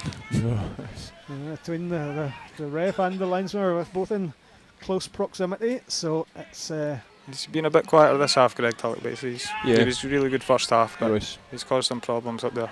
Lovely flick on by Kirkness. He's offside. He was. We were right in line with that, and you could just see it just as it was played. That was a good call by the linesman. Yeah, I thought his flag was just waited for it to become an official offside position, and the flag went up, and that might be that potentially. He must have been desperate to keep his arm down there. I know. We've played 7. We're just coming up for 7 minutes injury time added on here. Excuse me, and Oldbury. Hopefully this kick is better than his last one. But our commentator's curse there just a moment ago when George Ewing put in a. No, that's a pitching wedge. That was a pitching wedge, wasn't it? A good header for Jack McShane. They just need to Shetland just need to get it up in the corners or do this, hold the ball, maybe win fouls. Copeland, nice ball. He does just that. There's Greg. Greg Tulloch in the centre of the pitch. This is where he's good because he's fast and he's powerful, Greg. It's a free kick. Thorfinn Scott's plainly played the ball, but that's probably going to be that, you would guess. Shetland have a free kick on the corner of the box. I don't think this will be going into the penalty area. I don't think Neil Lawrenson will trot across to take this one. Is he still in the pitch, Lawrenson? Yeah, left back, still there. But no, this Harkness will surely give it to Tulloch, and Tulloch will take it to the corner. If he gets the opportunity to, of course. Because Wayne Harkness is in the starting position to clean this ball out if he gets the chance. He's ready. This is what could be classed as a rammy in a minute. There we go, a nice 1-2 in for the blue shirts, and it's a goal kick, I think. It's going that side of the flag. And they'll get one more chance to clear this ball. 8 minutes of injury time have been and gone. Gavin Lee's checking his watch. Not whistling yet. Up and under for McLeod. And Leishman underneath it. There we go. That is that. Shetland win the 2026 Milne Cup 4-3. They went in 3-1 up at half time, and Orkney put themselves back in it. A long range hit from George Ewing made it 2 goals to Orkney, 3 goals to Shetland. Then Rhys Black on his Milne Cup debut slid in at the back post to put Shetland 4-2 up, and George Ewing then popped up with around 2 or 3 minutes to go with the winner from even further out. But that was as good as it got for Orkney. They couldn't fashion another chance, and the game finishes Orkney 3, Shetland 2. Neil, just some closing thoughts on that game. Yeah, it was a good game. I think it's what we thought it would be. It was quite close, and if I'm being honest, I think what you probably see is Shetland just have a wee bit better quality in most of the positions. We never saw the best of Toby today. I thought George was good in spells and showed the quality that he's got, but Shetland probably just have a few more players that are of a better quality than the Orkney boys, and deserved winners, I think. And Adam, kind of familiar story from an Orkney point of view, you know, a valiant effort, but ultimately just fell a little bit short. Yeah, I pretty much agree with what Neil said, actually. I think Shetland shaded it. I think the quality of their goals, you know, at Orkney did well to get back in the game, but it was a little bit more speculative at times. And I think probably Shetland did the damage in the first half, but it was competitive. At least Orkney gave it a good go, at least. So did well to come back into it and make it competitive in the second half. Yes, indeed. Shetland win the 2026 Milne Cup by 4-3. A couple of I think that's the winning captain, Calvin Leask, and Greg Tullock, who scored a double, just making their way towards our pitchside reporter, David Deldy. Reporter, I know I'm a bit away for the side of the pitch, but here's a delighted Shetland captain, Calvin Leask. Calvin, congratulations on that, your first win as captain. How does it feel? I'm absolutely exhausted. That was a cracking game between two really good sides. Both teams really going for it. That's fine. I think we were hanging on for dear life in the end. Orkney threw everything they've got at us, but we were resilient, we worked really hard, and I think we deserved the win in the end. Yeah. What was it like to play in that game? Because for the sides, very entertaining spectacle, loads of goals. Loads of goals, it was a physical game, there was a lot of good play in there. That game had just about everything. So yeah, I'm chuffed for the win. Well, Greg Tullock, you managed to grab yourself a couple of goals as well. Come on then, was it a cross or a shot? It was a mix of both, I think. I hit and hope for Lewis in the middle, I think. No, you take these little bits of luck, don't you, when you can, and that's my first couple of county goals. So I'm absolutely delighted to get. What does it mean? Because you played in the fixture quite a few times, but to get that goals, you know, as a striker, that's what it's all about. Yeah, I think it's quite tough actually, to be fair, because I think if you play a few times and you don't get it, I think you get these half chances and sometimes you snatch at it. I think you just need to be composed and just keep going and never give up. That's what I did today, and chuffed for the goals. So. And Calvin, the Shetland team really fashioned a lot of chances in that game, and you could have scored more. We could have done in the first half, yeah. We were maybe guilty of not burying the game earlier on. We almost got punished at it in the second half when Orkney came back. They could have snatched an equaliser at the end as well. There's a lot of chances for both teams, but we got the job done in the end, and that's all that matters on Milne Cup Day. What was the win? I mean, it seemed to have a fairly big effect on the game. What was it like playing in the match? Well, it was going sideways rather than up and down, so it was more even than it normally would be. If it was going up and down, you would have one team on this end seeing one half and the other team in the other half. But yeah, I didn't think it was too bad, to be honest. I've seen worse. Well, I think there's presentations and stuff happening very shortly, so listen, congratulations guys, and we'll let you go and enjoy the celebrations. Cheers. Thank you. Thanks, David. So, as you can probably see there, presentations getting underway. We better stop the Shetland captain for going to see that. We've got the Orkney captain, Steve Helliwell, and also the manager, Charlie Allway, joining us too. If you can just stand there, boys, behind the weights, facing the camera, if that's all right. Yeah, thank you very much. Charlie, a defeat, not what you wanted, obviously, but you must take heart for the way that you played in the second half there? Well, it was better than the first half, and we played okay in spells, and we're a young team, so playing well in long spells, it takes a little bit of experience to do that. So there were a lot of positives, and I thought there were some good performances from the players individually, but we're disappointed to concede that many goals, and we've conceded too many goals all summer, and a lot of them have come from set pieces, and a lot of them have come from avoidable set pieces, and that will give me sad reflection on long winter nights ahead. But yeah, there was some super football in the second half when the boys got the ball down, and I think we saw glimpses of just how good this team is going to become. Yeah, does it give you heart going ahead, new young team?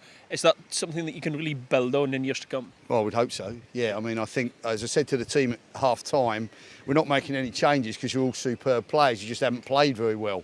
And then they came out and played much better, and that's all you can ask, you know. I think the presentation is pretty close to, in fact, maybe even is underway, so I'm just going to have a very quick word with you, Steve. Just your analysis, your take on the game. I mean, football's a game of moments, really, and I thought Shetland created more and maybe could have defended better for the goals they scored, and the chances we created came probably far and few between. Yeah. But I mean, we can always look positively on the future. There's a lot of young lads coming through that took the opportunity today, some of them, and it is looking positive going forward, but it's a bit of a sickener today. Yeah, I'm sure you'll reflect on it and probably think that there's plenty to build on, but I ken what it's like at the moment, and yeah, it's pretty hard to take. Listen, all the best, guys. Commiserations, and we'll let you go over to the presentation. Thank you very much for your time. Thank you. Right, let's get our pundits in again for a quick word before we go off air. You've done a sterling job all afternoon, men. We've heard for the managers and the coaches there. Hamish, your take on that game? Yeah, I think it was a thoroughly deserved win for Shetland, if I'm honest. I think even 4-3 maybe slightly flattered Orkney with that sort of freak goal at the end there maybe as well. So he took his goal very well, so I mean that was a difficult finish in the wind. Absolutely, that's a really difficult strike, and he hit it really nicely. That was a really, really good shot. Hard than it looks, that type of shot there with the goalie out their box. So yeah, no, thoroughly deserved. I think Shetland dealt with the wind better. I think the wind probably had more of a factor in the game than we gave it credit for, maybe at half time, but they were the better team, more technical team, better on the ball, got their attacking players into the game more. Thoroughly deserved, I would say. We'll find out who the official man of the match is shortly, I'm sure. Who would you choose? Lewis Harkness. I thought he was the complete game changer, to be honest. Caused problems all game, just getting in that little 10 position, running at the defence, very tidy feet, and yeah, I thought he was a complete game changer. Would you agree with that, Bruce? Yeah, I've not really got too much to add to what Hamish said there. I thought, yeah, Lewis, in the moments, you know, you just felt that something was going to happen. So yeah, I think he'd be a worthy man of the match. I did think, for me, that Orkney maybe missed a wee opportunity with the lads and they're getting players a little bit closer to him, because I thought that he was causing us a bit of trouble in the centre of defence, and it was just getting players around him. So yeah, but I think Shetland deserved it. Maybe made it a little bit harder for ourselves than what we should have. So yeah, I'm sure when that last Orkney goal went in, then there would have been a few nerves after that, I would imagine. Listen, a different role for you this year, not being on the touchline. What was it like watching that? Did you enjoy that? Yeah, you had the opportunity to enjoy it, and I'm left with some fingernails as well. So I think I'd been chewing through my fingers watching that last 5-10 minutes. But again, I know that there's a lot of people in Shetland will be crammed around their TVs watching the game. So I had to make a special mention to the bar stewards who are on their night out. My phone's been going crazy, so that one's for Hen and the bar stewards. So. Okay, good stuff. Listen, gentlemen, it's been a pleasure getting your thoughts. I think we'll probably have you both back again if you want to come back. Yeah. That is the end of our coverage on the Radio Orkney Facebook page and also on 93.7 FM and BBC Sounds. Thank you very much for your company, and whatever you're doing for the rest of the day, make sure it's a good one. All the best. Cheers.